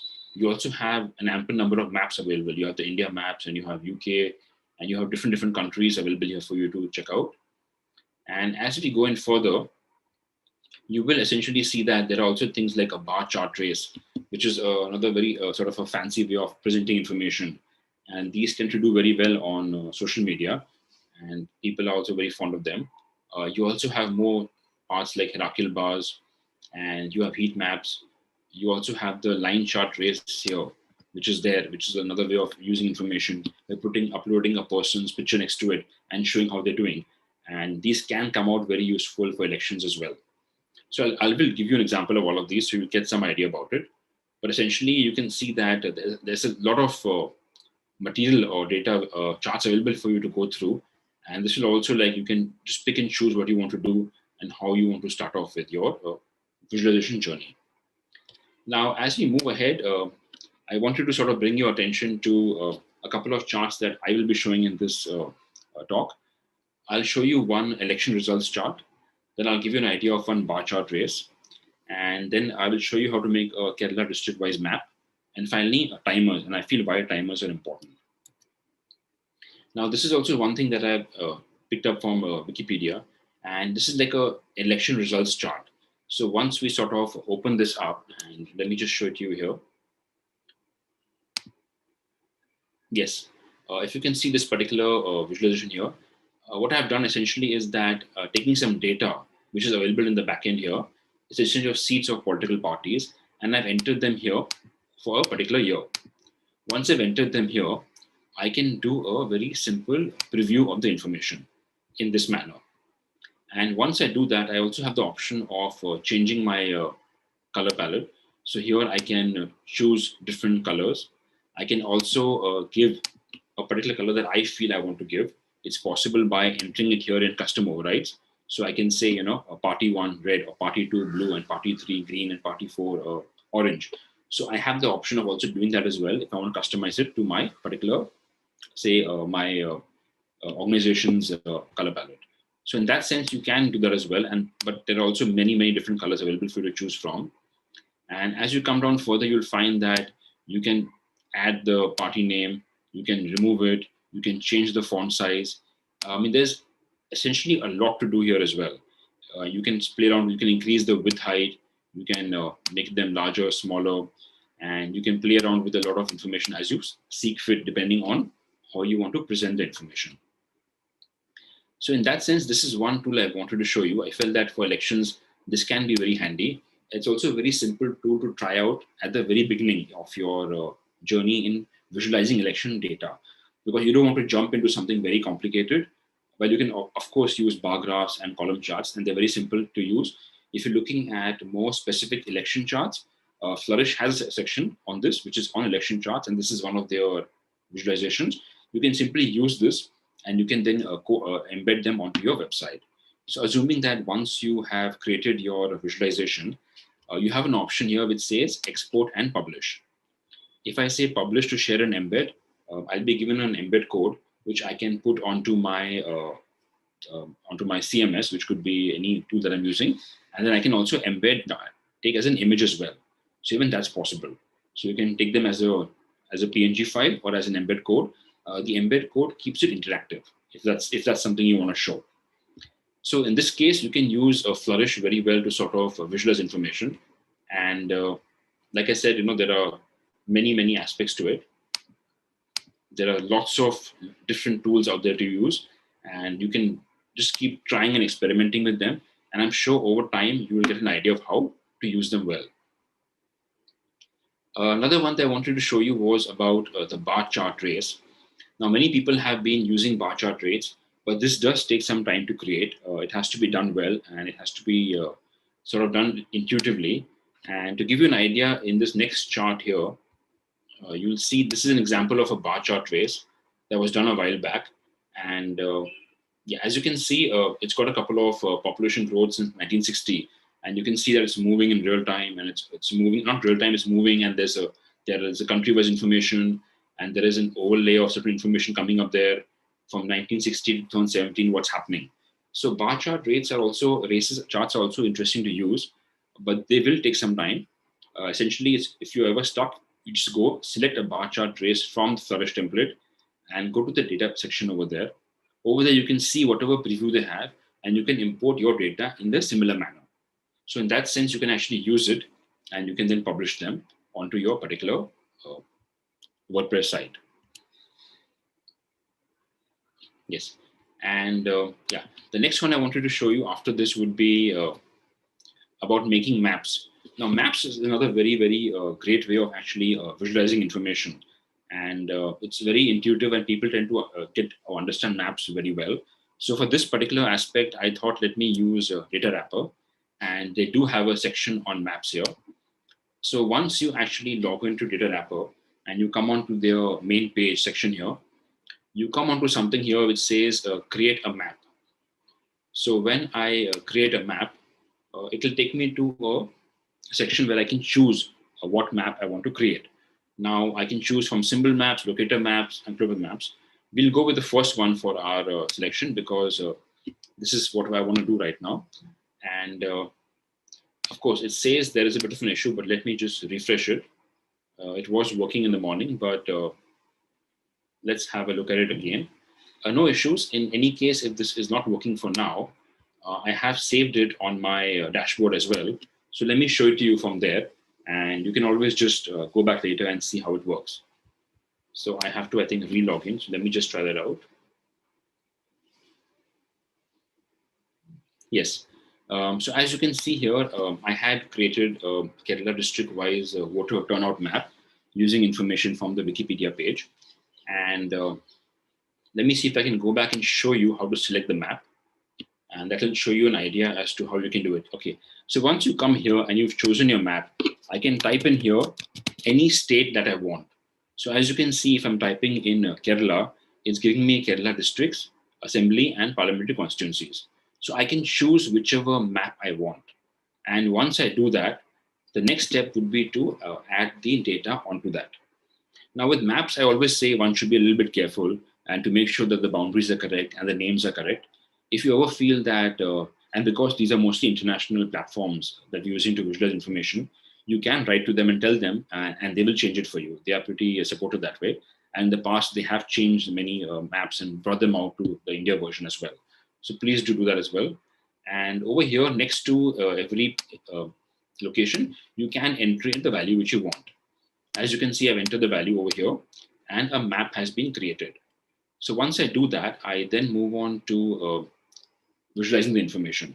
Now in this case, because this is a very small data set, I entered it manually, but you also have an option on the bottom left which says import your data set. You can do this in a very simple way. You can simply paste it here, the information that you have, or you can import a CSV file onto data wrapper, and that will just pick it up and give it to you here in that way. But when you do that, ensure that the names you have match the names with data wrappers names as well, because sometimes they may have a slightly different name or spelling, which may cause complications. But if you do bring it to them, they will change it and they will make it better. Okay, once we do that, we then move on to the section called proceed. And over here, if you look at it, there is a lot we can do with this. Once we have, say, a district-wise map, we can also sort of, again, change the color depending on how we want to show it. So even that's possible. You have many, many options here to do. So this is, again, in our control as well. You can make it in different colors as you see fit. And as you come here, you can also show the color legend, or you can remove it. So these are many customizations available for you to play around with and to use. You can also add a sort of a caption here. As you can see, as I'm writing, it's coming up here. So I'm putting a caption. You can also change the labels if you like. You can also make the map zoomable. So in this case, I have removed it now, but if you look at the bottom right-hand side over here, next to the map, you will see a plus minus option available here. So if I say, I can also zoom into the map as I see fit, or I can even zoom out if you want people to go in a level deeper. And there are many more options available. You can make the map on the left or on the right, depending on how you want to seek fit to visualize your information. Once you've done most of this, you also have a section called annotate. And over here, you can add sort of a headline. You can also add a brief idea of what you would like to say. This could be the analysis of what you found out and what you are trying to sort of portray using the information on the chart that you want your reader to understand. So you can put it as well. And these last two are very important. It's always very important to sort of give, the source of data. Please always do this, because if you don't do it, it gets very complicated and no one knows the credibility of the information you have.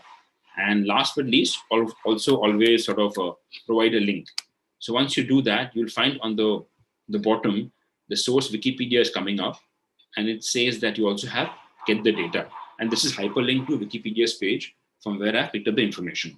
This could also be the Election Commission website. It could also be to any other platform that you are using, but always do give a source and give a backlink. So there is some credibility building up on the information that you're using. And once you've done this, you can also, of course, add a byline. So you can add your own name here as well. So people know this chart has been created by you. And it does also show up over here. It says created with, and then your name comes over here, map Sanjeet Oberoi.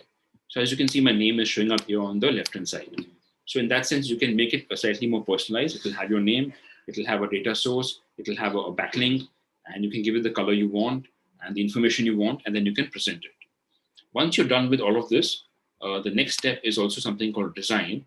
And this is optional, where you can use data wrapper sort of information that they have. Some of them can be used to sort of just give it a different look and feel if you want to. But I think if it doesn't work for you, it's fine. But essentially, in some bar graph and bar charts, it does work. Like in this case, the background is turned black. So in that sense, you can just figure out how you want to keep it, and then you can accordingly publish it. And once you've done that, they also have an enable social media share button. If you click on this, it'll give you a share button when you embed it. And then when people come onto your visualization, they can share only that particular map onto their social feeds. And of course, last and not the least is once you've taken the effort, of finding your data, scraping it out, cleaning it, you've written 400, 500 words on your story, and you finally made your visualization, you have to publish the chart onto a platform. So once you publish it here, and I put it out here, it'll give me an embed code. The same embed code is then carried onto any CMS you're using. It could be WordPress or any other platform. You paste it there, and it will show up as an interactive map on your platform that you can use.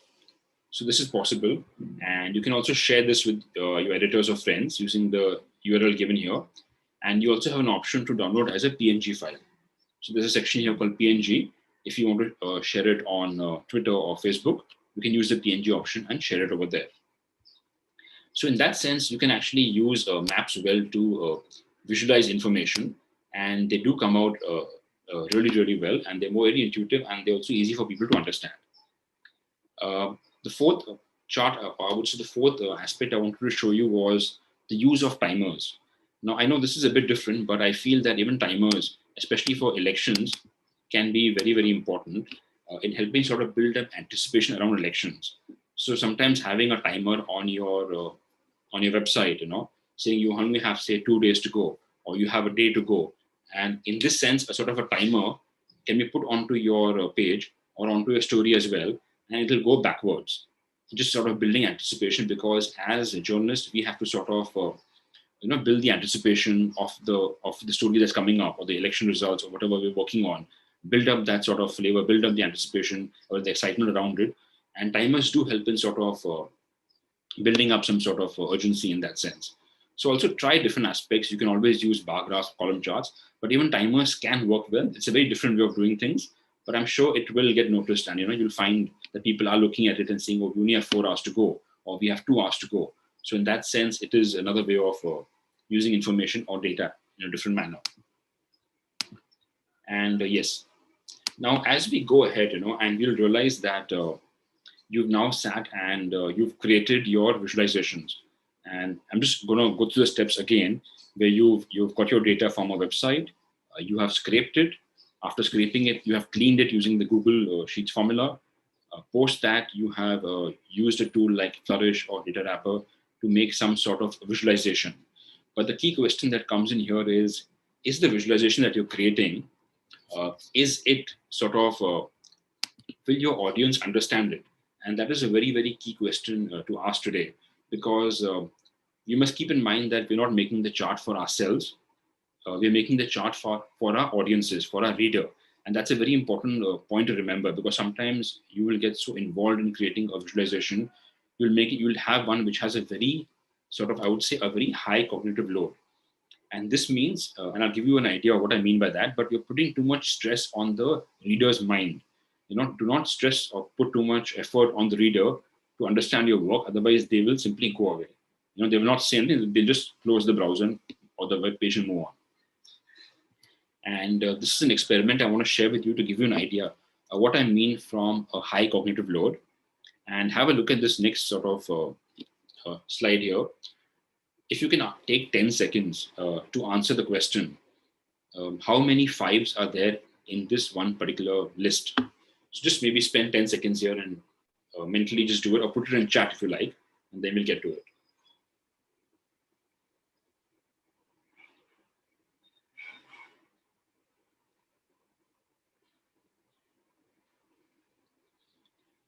Okay, so I'm sure that some of you may have been running your eyes through the different data sets over here and figuring out what's happening where. But assuming if I had shown this to you in this manner, where it's so much clearer that the 5 has been highlighted in red, does this not make your life a little easier? The mind is not stressed out. It's not running around scrambling for information on an already overcrowded platform. You're putting the reader at ease. You're sort of getting your information across very gently. And data is something which has to be done in a nice and structured manner. You can't just throw in a lot of information at the reader, because they cannot grasp so much information. So that's something to keep in mind. In this way, This is why I wanted to bring out this concept of a high cognitive load. It's very important to reduce this on your audience. There is no point of actually putting in unnecessary demands or information on the reader and expecting that they will take the effort to go through your visualization or infographic.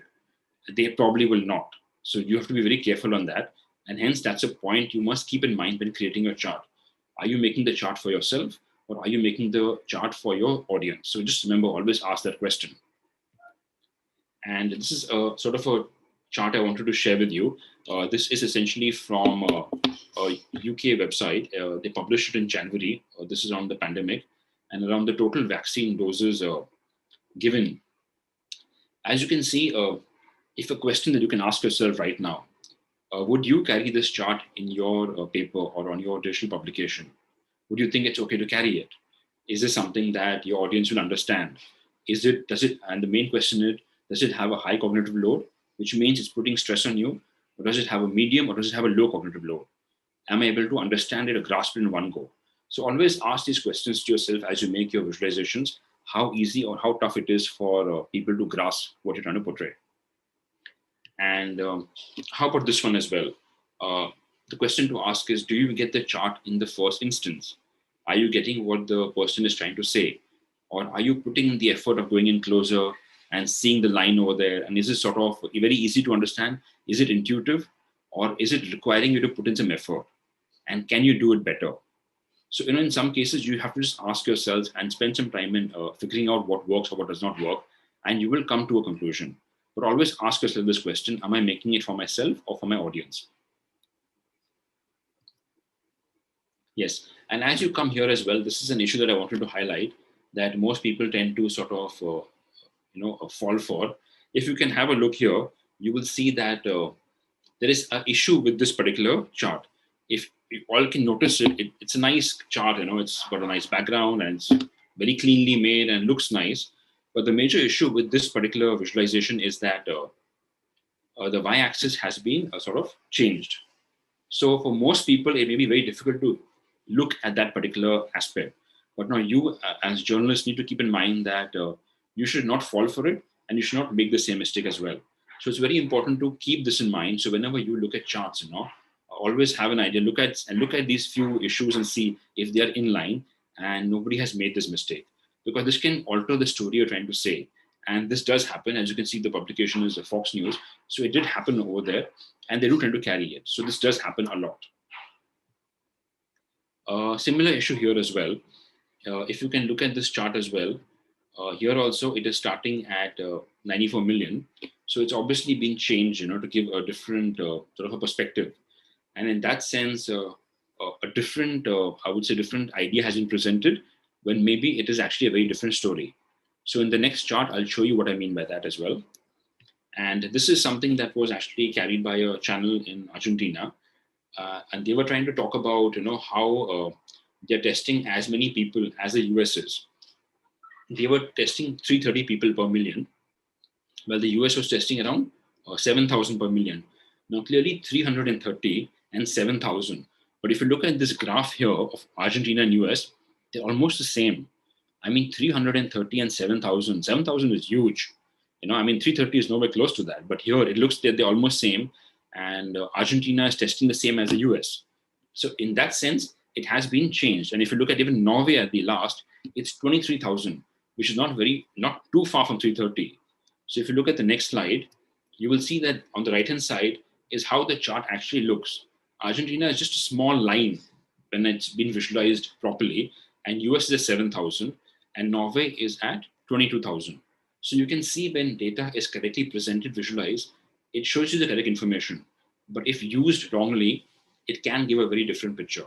So in that sense, I wanted to sort of just highlight or bring these points out to you, so that if you have any, you should just be aware of them, because we should not fall for these mistakes. As journalists, we need to keep aware that we have to be careful that we don't make these mistakes, and also we fact check these mistakes when they're happening, so we can bring it out and bring out the truth in the picture.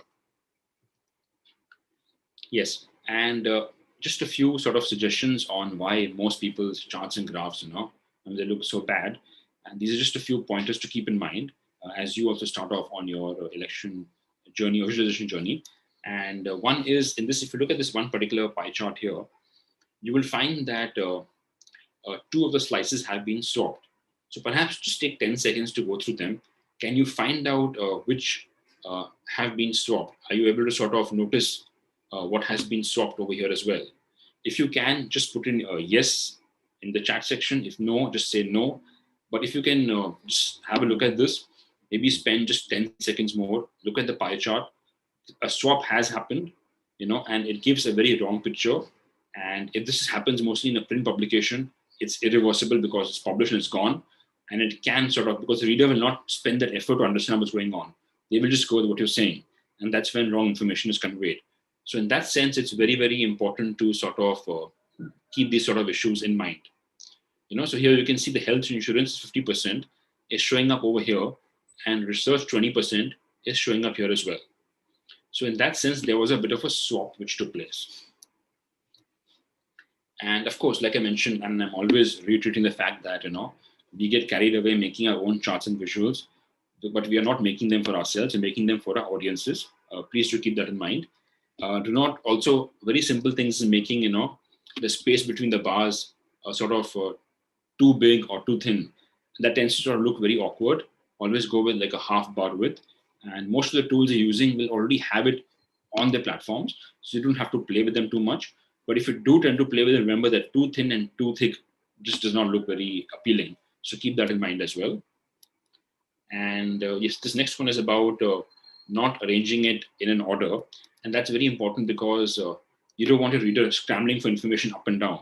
It has to be arranged, sort of intuitively, so they're able to understand what I'm trying to say. So you can see very clearly here that romance and comics is on top and travel history at the bottom. So it's in a particular order.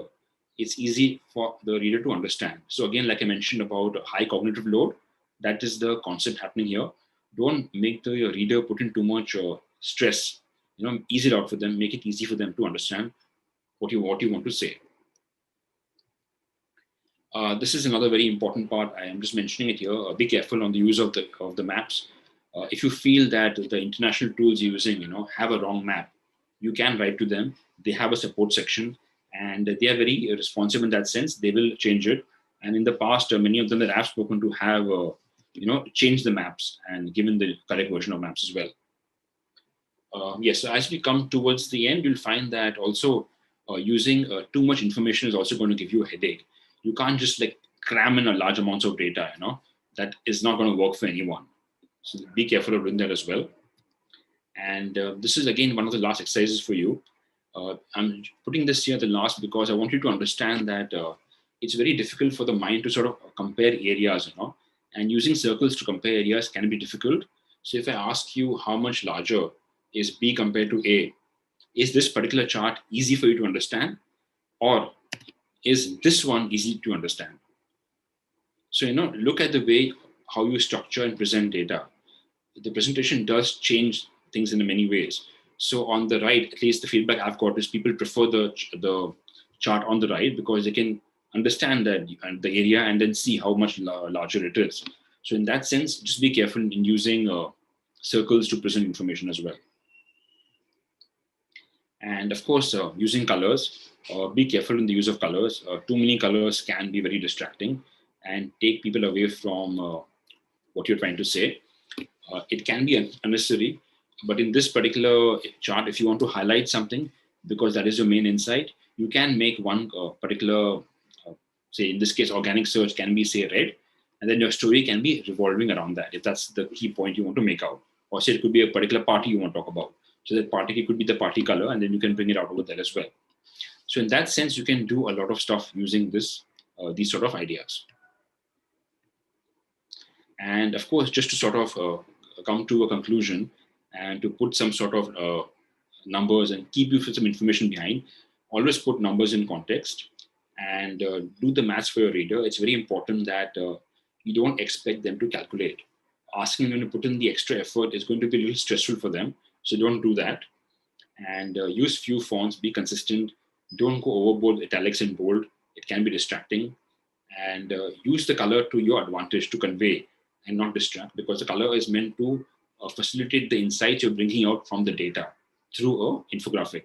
So always keep that in mind. It has to work in that manner and not distract them into a good-looking color. That will not work. And of course, lastly, that I mentioned about choosing the right chart types. That's very, very important. So when you're looking at elections, on Flourish, there are election tools available for you to go through. So you can use them. You can also use maps, district-wise or assembly constituent maps, and you can use them to visual information and put them out. So choose the appropriate chart type for the data which you have and proceed from there. So these were some of the key takeaways that I sort of had for you in mind. And I would probably say that what to do next. So I have a mini assignment for you now.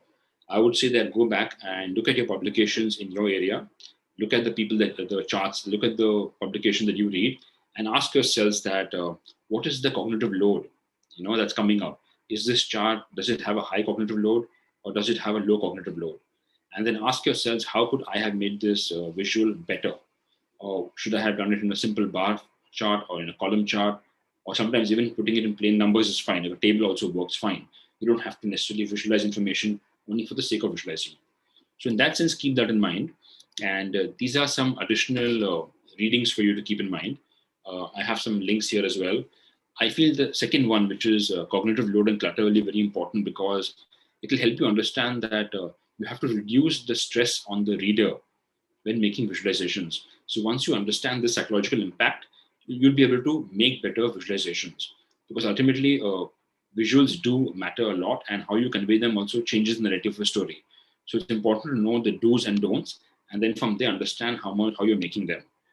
And even the last book I have here is very nice. This is from Donna Wong, and she had worked for the Wall Street Journal, and it's a very nice book on making new charts for newsrooms. It's a very simple, clean book that talks of do's and don'ts, what to do, what not to do. So it's a nice, good book to start off with if you're just beginning your journey in visualizing information. And yes, I think I will just come down to the part. If anybody has any questions, please let me know, and I can help answer them. Yeah, thanks, Sanjay. Thanks for a wonderful session. I'll just take up a few questions. Okay, the first question is, you showed us table capture for extracting data. Is there a paid version and should we use it? Yes, thanks, Shivali. Yes, there is a paid version. Let me just find the link. Yeah. So I think this is the one. This is table capture. And they do have a pro feature here. And the pro feature essentially lets you download tables as Excel, as CSV. And one feature here is that you can also screenshot tables with a click and take them as PNGs, And it seems it also offers priority support. I think that it's not very expensive. I think it's around $8 for or $10 for 1 year. So in that sense, $10 is hardly, I think, 500 or 600 rupees for a year. And if you want to, you can go for it. But even the free version is fine. I've been using the free one and it works well. All right, thank you so much. A similar question, should we use the free version of tools like Flourish and Data Wrapper or Infogram, or again, we should go in for a paid version? Because does it vary in terms of the features or the options that they provide? Yes, that's a good question. So I think if in the past, wherever I've worked also, I've always said go in for a paid version. Like we had taken a paid version of Infogram a while back. And it does help because it allows you to get access to more chart types. It also allows you to fill your library or dashboard with many more advanced features. So if you go for a free version, you may only have a limited capacity of, say, making 50 charts per account. But if you go for a paid version, say a business account, you may have around 500 charts. So in that sense, it's definitely better because for a newsroom, you need to be able to have all the features available. You can have your own branding. You can upload your organization's logo. You can also have your own color branding on that as well. So I would definitely say go for a paid version. It will definitely be a lot easier for you. You also have access to a support team. So in case of any issues, they're very responsive to people who have paid for their products. Great. Thank you so much, Sanjit. That's it with respect to the questions. We can move on to the next session now. So over to Subbu. Thank you so much, Sanjit.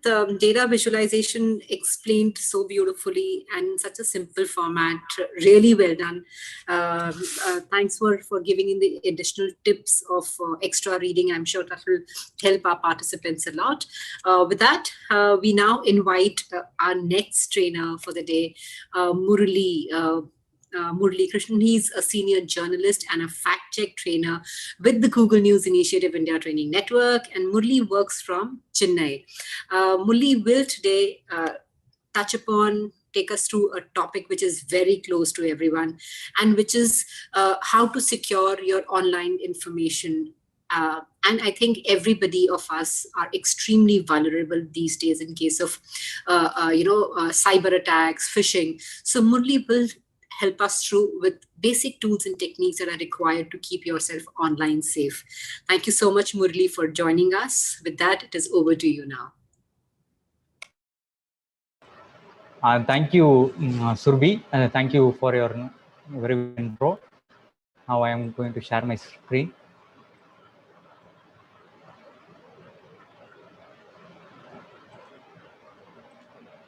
Is it visible now? Yes, Murli, your screen is absolutely visible. Okay. So I am Murli Krishnan from Chennai, a GNI trainer. First, digital safety. Why it is important to journalists, those who are being online? Because they are deal with a sensitive topic. They give out their email to many people. They could be more vulnerable to target attacks, because many people have their own opposing viewpoints on the journalist. So that is a more important why you be aware of digital safety. When we are talking about digital safety, recently I would give a good example. Nitin J. Malik, who is a senior producer with executive producer with CNN IBN, he shared a Facebook post that mentioning that he received a message, SMS called, "Dear Airtel user, your SIM has been closed today. Please update your SIM. Call us at the number so and so immediately. Your SIM will be blocked within 24 hours. Thank you." So he is a senior most journalist. He immediately followed, because this is an election time. So if a SIM got blocked, then it will be an issue. So he fall for the message. Then he immediately called to the number. What happens? Then the person who over the call, they tell them to direct them to download a remote accessing app to the mobile, which access the mobile data. Later he finalized that he is in the trap. So he realized that then, sorry boss, we are not going to do anything. If I have any problem, I will go to the service center directly. So these are all the traps during the election time. Many people get into. So we need to be more aware of digital safety, how to protect our account, how to browse safely. First, when you are going to protect our accounts, 1 minute. Yeah, my screen is visible, right? Yes, it is. Yeah. When we are protecting our accounts, we need to be aware of what kind of passwords we are using, whether our account is having two-step verifications, whether our device is having screen locks, whether we can able to find our device. If it is some case, we may misplace our device somewhere, or sometimes it may be stolen by someone. So we need to know how to recover it, how to identify it, like the way. So first we go to password. The first and most important line of the defense is the password. So what kind of password we are using? Murli, sorry, we can't see your next slide. Can you move on to the next slide, please?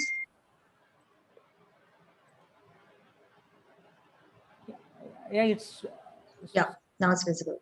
Yeah.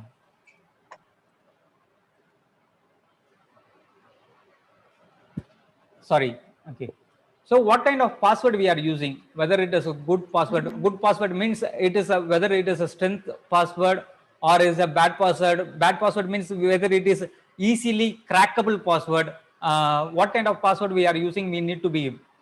The bad passwords are examples of bad passwords are like our birthday date, pet names, kind of children birthday, QWERTY type, AB 12346.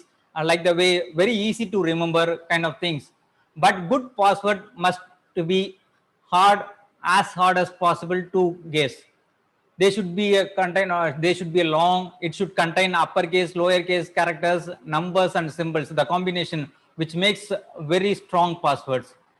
Another mistakes that people make using is the same password for all the logins. This is the way when you lose one password, you lose everything. Next, we'll going to have a simple video that is a Jimmy Kimmel, not a Jimmy Kimmel. This is a Jimmy Kimmel live. So we will know how they are losing the password in the public. Shivali, could you please play the video? Yeah, sure.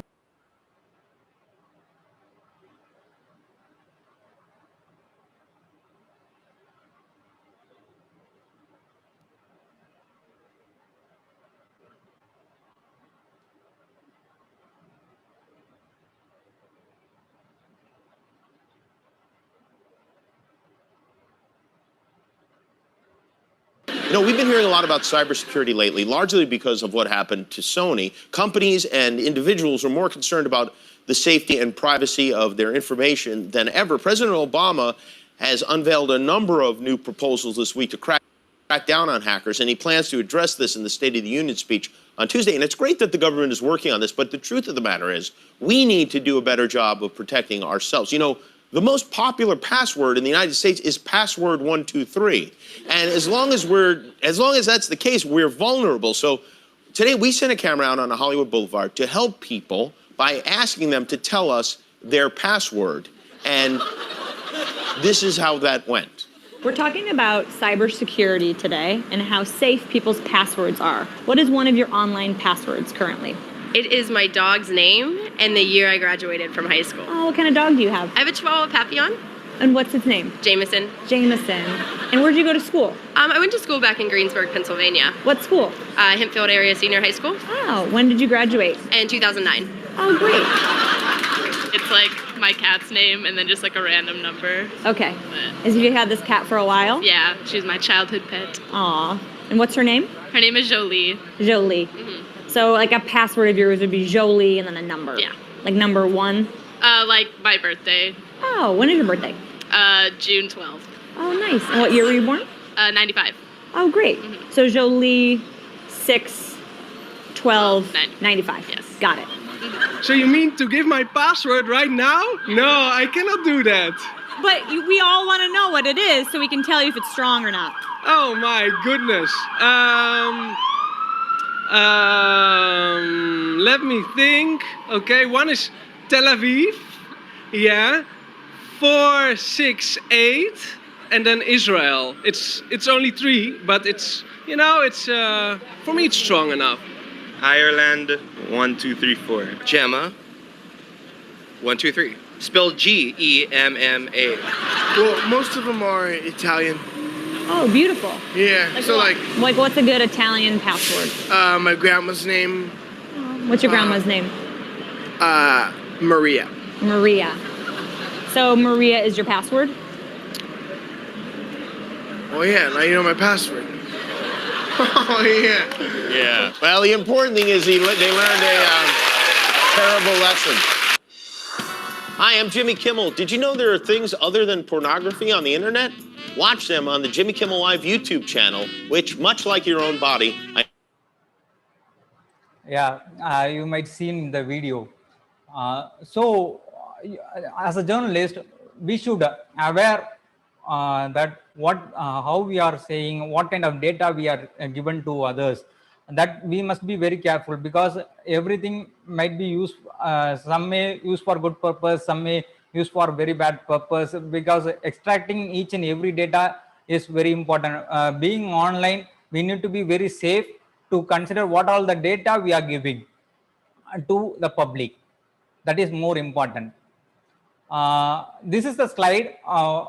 You may understand what I am showing to you. Yes, these are the password, but not just a password, but the 10 most used password in the world. As you can even see today, people are still using such an obvious thing as a ABC 123 for their online accounts, and This is a problem since passwords like very easy to infringe, easy to break. Today, all our devices and accounts should be protected by a password because passwords are the first line of defense, as I said before. Not using the passwords or using weak passwords is like leaving the house door wide open. So we have all been asked to create a password. What are the characters of a secure password? So when we think about password, there is a good analogy. A good analogy is that our passwords are like our keys to our house. The most we value something, the more we want to protect it, we need to put a better key for the thing we want to be. Keep them most safe. The strong password will contain uppercase, lowercase, letters, numbers, symbols, as I said earlier. So many people don't create strong passwords because they find difficult to remember. That's why you can create a passphrase instead. Passphrase is like a kind of a sentence, a word, sentence from a poetry, kind of things. So the password minimum, it should be 8 characters long. So you can make it as a uppercase, lowercase, in the combination of strings and characters, numbers, everything. For the example, rather than a simple password, you can have a paraphrase. In the slides, I have 2 dogs, 1 cat, and 3 birds. So it can be simplified as a password. In the next slide we can show you, I can show it to you. So it can be take the first letters from the each sentence. I from the first letter, then I have, we can take H from the second word, and 2 as a number, and D as a character, and 1 as a number, and C as a character, and as ampersand as a symbol, 3 and B. So it will be a very good complex strong password. So you can use this kind of complex strong password for your logins. Most of the people know how to create the strong passwords and complex password, but what do you think the most common mistake they make is, yes, they will use a same password for the all logins, all their logins. That means if one site loses your username and password, every logins can be used in the same combination. That becomes compromised. So I advise to you to use strong passwords and different password for the each and important accounts which you are handling. The password must be strong and they must be unique.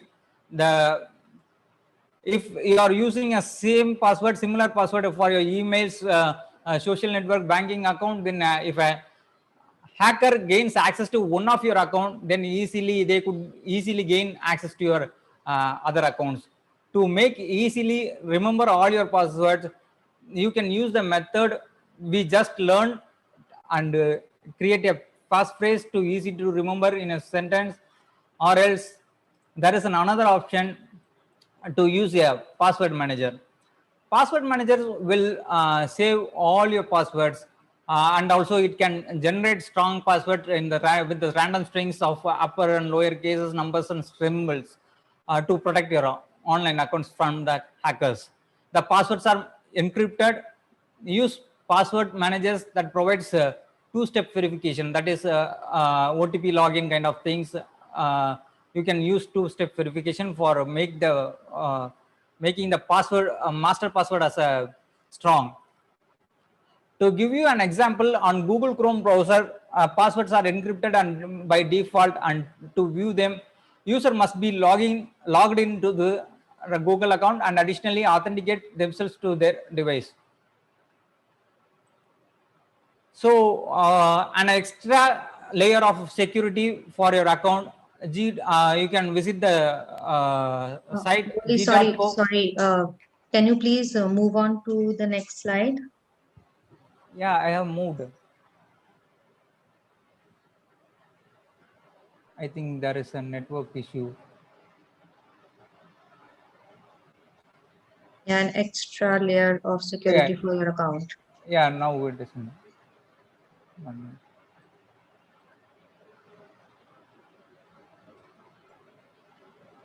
Yeah, please go ahead. Yeah.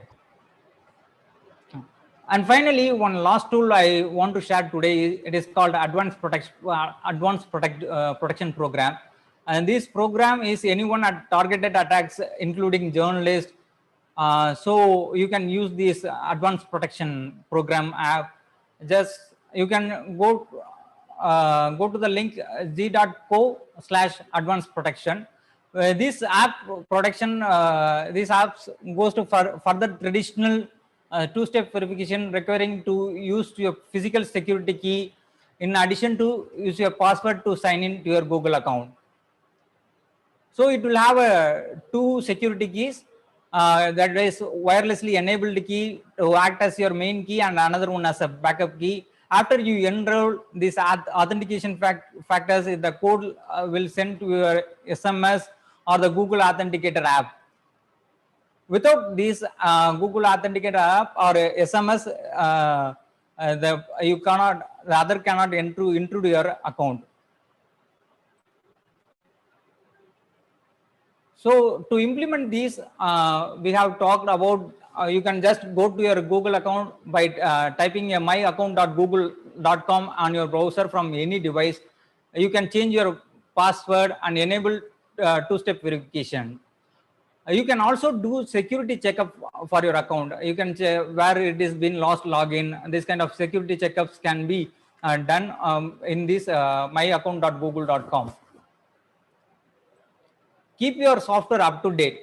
Sorry, Murli, sorry. I think there is some internet issues at your end. The slides are not moving. So I will be sharing the screen. You can guide me as to when to move on to the next slide, right? Yeah. All right.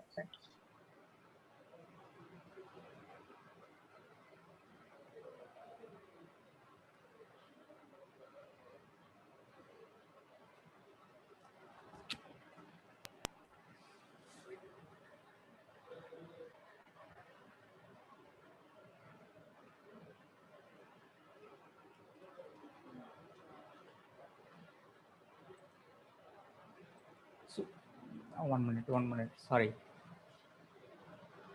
So for the advanced protection, we need to go to the that is Google's strongest security for those who need it most. So as I said earlier, you should I think you should go to next slide, Shivali. Yeah, go to myaccount.google.com.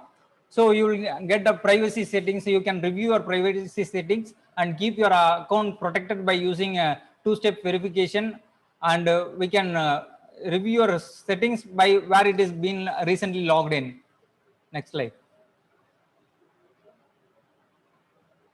So keep your software update by operating system, internet browsers, like if you are using Google Chrome or Firefox, you keep on update your software system plugins and document editors, because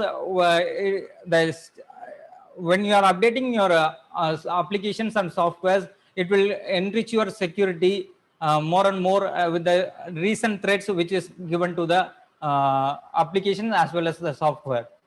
Next slide.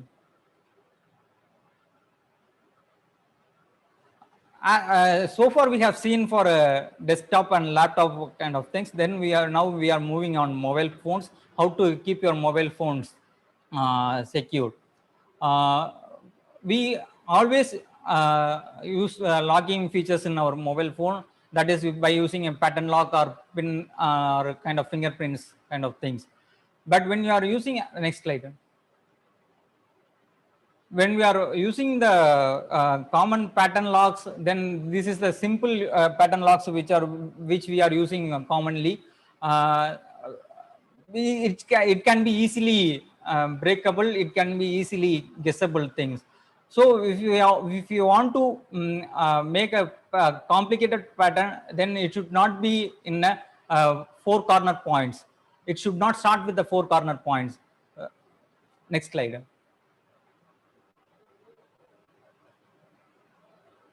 So add owner information in the screen lock screen, because in case of any emergency, they will get called to the number. If you miss somewhere some mobile somewhere else, then they can easily call you at them by using the emergency screen call number. For that, you can go to the settings, security settings. Lock screen message, you have to enable the lock screen message. You put the number, whatever the message you want to leave, you can put it and save it. Next slide. This is the most important feature, android.com/find. This is used to find your mobile devices if you misplace somewhere else, or if it is stolen by someone. So there are the options which is used to find out device, play sound and lock your device, and erase your data. Play sound, if they put your mobile in silent mode, from using this option play sound, we can make the sound, make mobile to alarm, make sound. So by the way, we can able to find where is the mobile nearby. Then we can able to lock the device from the remotely. If it is connected, the mobile should be connected with the internet. If it is an online, then we can able to lock our devices, and we can erase the data. We can find the location of the device if it is connected to the GPS, and if GPS is enabled and internet connection is on, then we can able to trace the mobile where it is, trace the location of the mobile also. Next slide.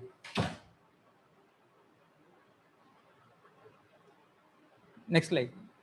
Yeah, for this option, you just go to Google Chrome. The Google Chrome, in the Google Chrome, you must log in your Gmail ID, which was logged in your phone. You just enter in the search bar, find my phone. Next slide. Next slide.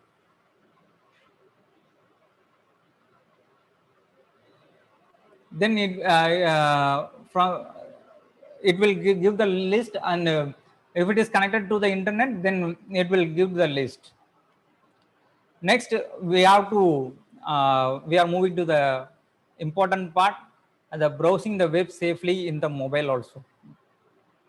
We have to concern with the Wi-Fi networks, what we are going to download, and we should aware of phishing and scams. Next slide. Next slide, Shivali. So we must know what kind of network we are using in Wi-Fi. What kind of network using? Whether we are using open network or secure network. Why it should be considered? Because open network, it is not more safely, not safe to access or do financial transaction in the open network, because they might trap your data. They may have your cookies in your open network. So we suggest to you to have a transaction in secure network which is known to you, that is SSID must be known to you. So use a secure network. Whenever you are roaming, while you are going to the airport or railway station, some cafe centers will have a open network. We must be very careful when it is providing login sessions, because whether they are providing login sessions to log is not meant that it is safe and secure to browse entire with the network also, because they might collect your cookies and may use it, or it may be used in a further process for hacking or misuse their data. Next slide. So we used to suggest you to download safe downloads from the trusted sources only. In Android mobile, it always there in the settings whether we want to download a trusted sources. So I suggest you to download from Google Play Store, which is Play Protect is already enabled in Google Play Store. Everything is every codes of the application is being tested by the Google people, So you can, we suggest you to download from the Google Play Store, which is Play Protected. And if you are using Android OS, then use iOS application or iTunes for downloading the application. Be careful when you are installing the third-party applications from any sites, any URL while you are clicking. So you must be careful on that, because there might be a screen recorder software remotely. Mobile can be operated remotely without your knowledge. So you must be aware what kind of application you are using, from where it is downloaded, what are all the access you given to the application. You must aware of that. Next slide. So next, scams and phishing sites. This is the very important thing. Most of the journalists and people are fall for these issues. So we must be very aware of it. Phishing is an attack when someone tries to trick you to sharing your personal information online, like the video you have seen in the Jimmy Kimmel Live. So people will ask you very trickily to share your personal information online. Next slide.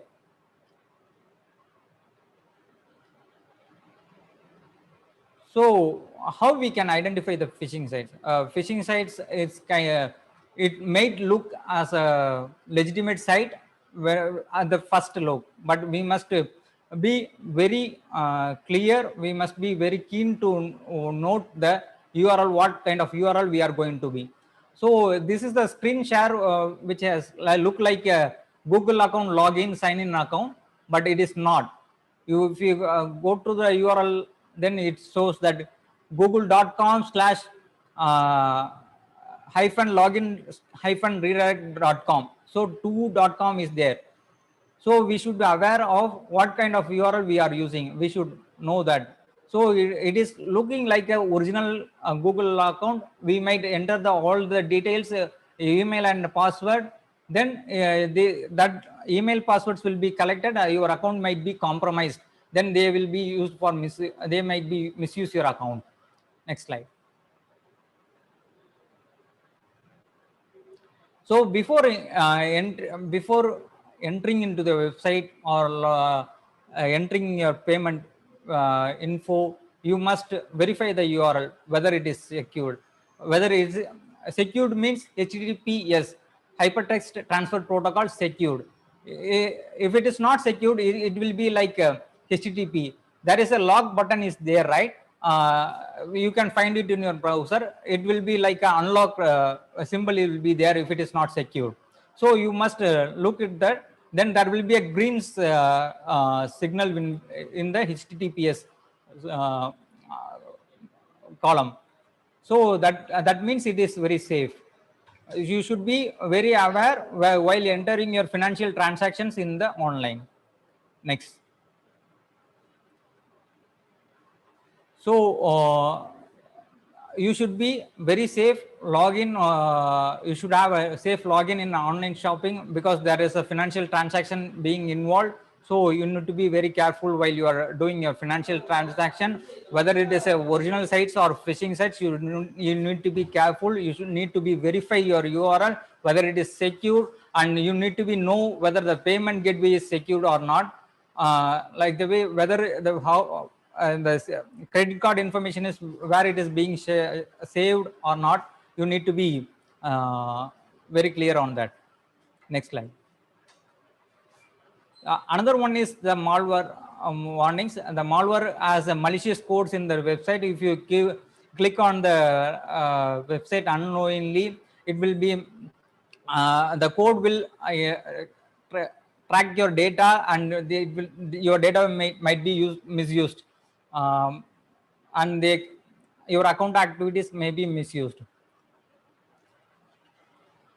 So in order to know your enrich your knowledge about phishing, you can go to this website g.co/phishing quiz. So there are a lot of quizzes here. So you can do the activities and enrich your phishing knowledge about phishing. Next slide. So other tips and resources I would like to give is there are a lot of tips and resources in this website. Google provide a lot of training. You can find the training materials in g.co/news training. You can find various kind of tips and training materials in the website. You can enroll it. Next. So for those who are handling your digital website, then you need to know about this one, DDoS and Project Shield. What is DDoS? DDoS is an attack, a distributed denial of services, which particularly used for attacking your website, hacking your website. So we must use to protect our website from these kind of DDoS attack by using Project Shield. Project Shield is a free service that uses Google technology and that to help keep news and election sites to be protected. So for enrolling, next slide.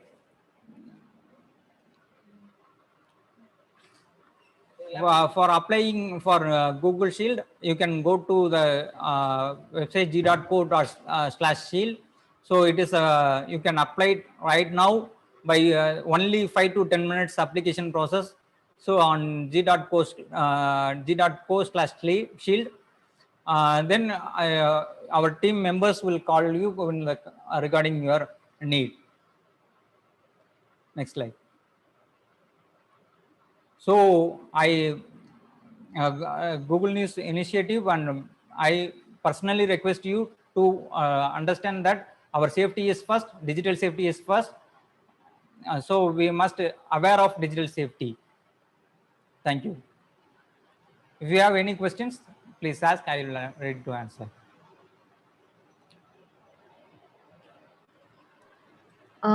Thank you, Murli. Thank you so much for a great session. Okay, we have a couple of questions. The first is, do you suggest the use of the password manager? Actually, a password manager, the more I suggested you to use password. If you are having a 15 to 20 accounts, then password manager is not necessary, because 20 to 25 to 25 phrases you can easily remember. So 25 password you can easily remember. If you are having more than 20 accounts, 25 accounts, then you can, I recommend to use password manager, which is safe and secure. Because why I am telling you is password managers are not 100% safe, because everything in digital is not 100% safe. We must know there is it can be up to 99.99% of safe. So there is a possibilities for hacking also. Even though there are Google the password managers like Google Password Manager, Bitwarrant are having a very good encryption process. So I suggest you to use Google Password Manager for better. All right, thank you so much. One other question is it safe to be logged into online apps on your mobile phone? Most of the time, it is very safe to online being logged in online. If you are having two-step verification, if somewhere people are accessing your mobile, then mistakenly they might misuse your thing. Then I recommend keep your every app as a password protected. Then you can keep your account always online, logged in online. All right, thank you so much. Thank you for the tips, for the resources that you shared, and over to Sulvina. Thank you so much, Murthy. What a beautiful session in terms of taking through all the security that's required by each one of us. Like I said earlier, that when we use smartphones, we are more vulnerable to any kind of theft. So I'm sure this session was really, really enjoyed by one and all, and I'm sure everybody is going to be safe and secure and try and evade any kind of phishing attacks. So with that, thank you so much, Murli. Just a couple of things to all our participants. To begin with, thank you so much, everyone, for joining us. And I hope you like this session.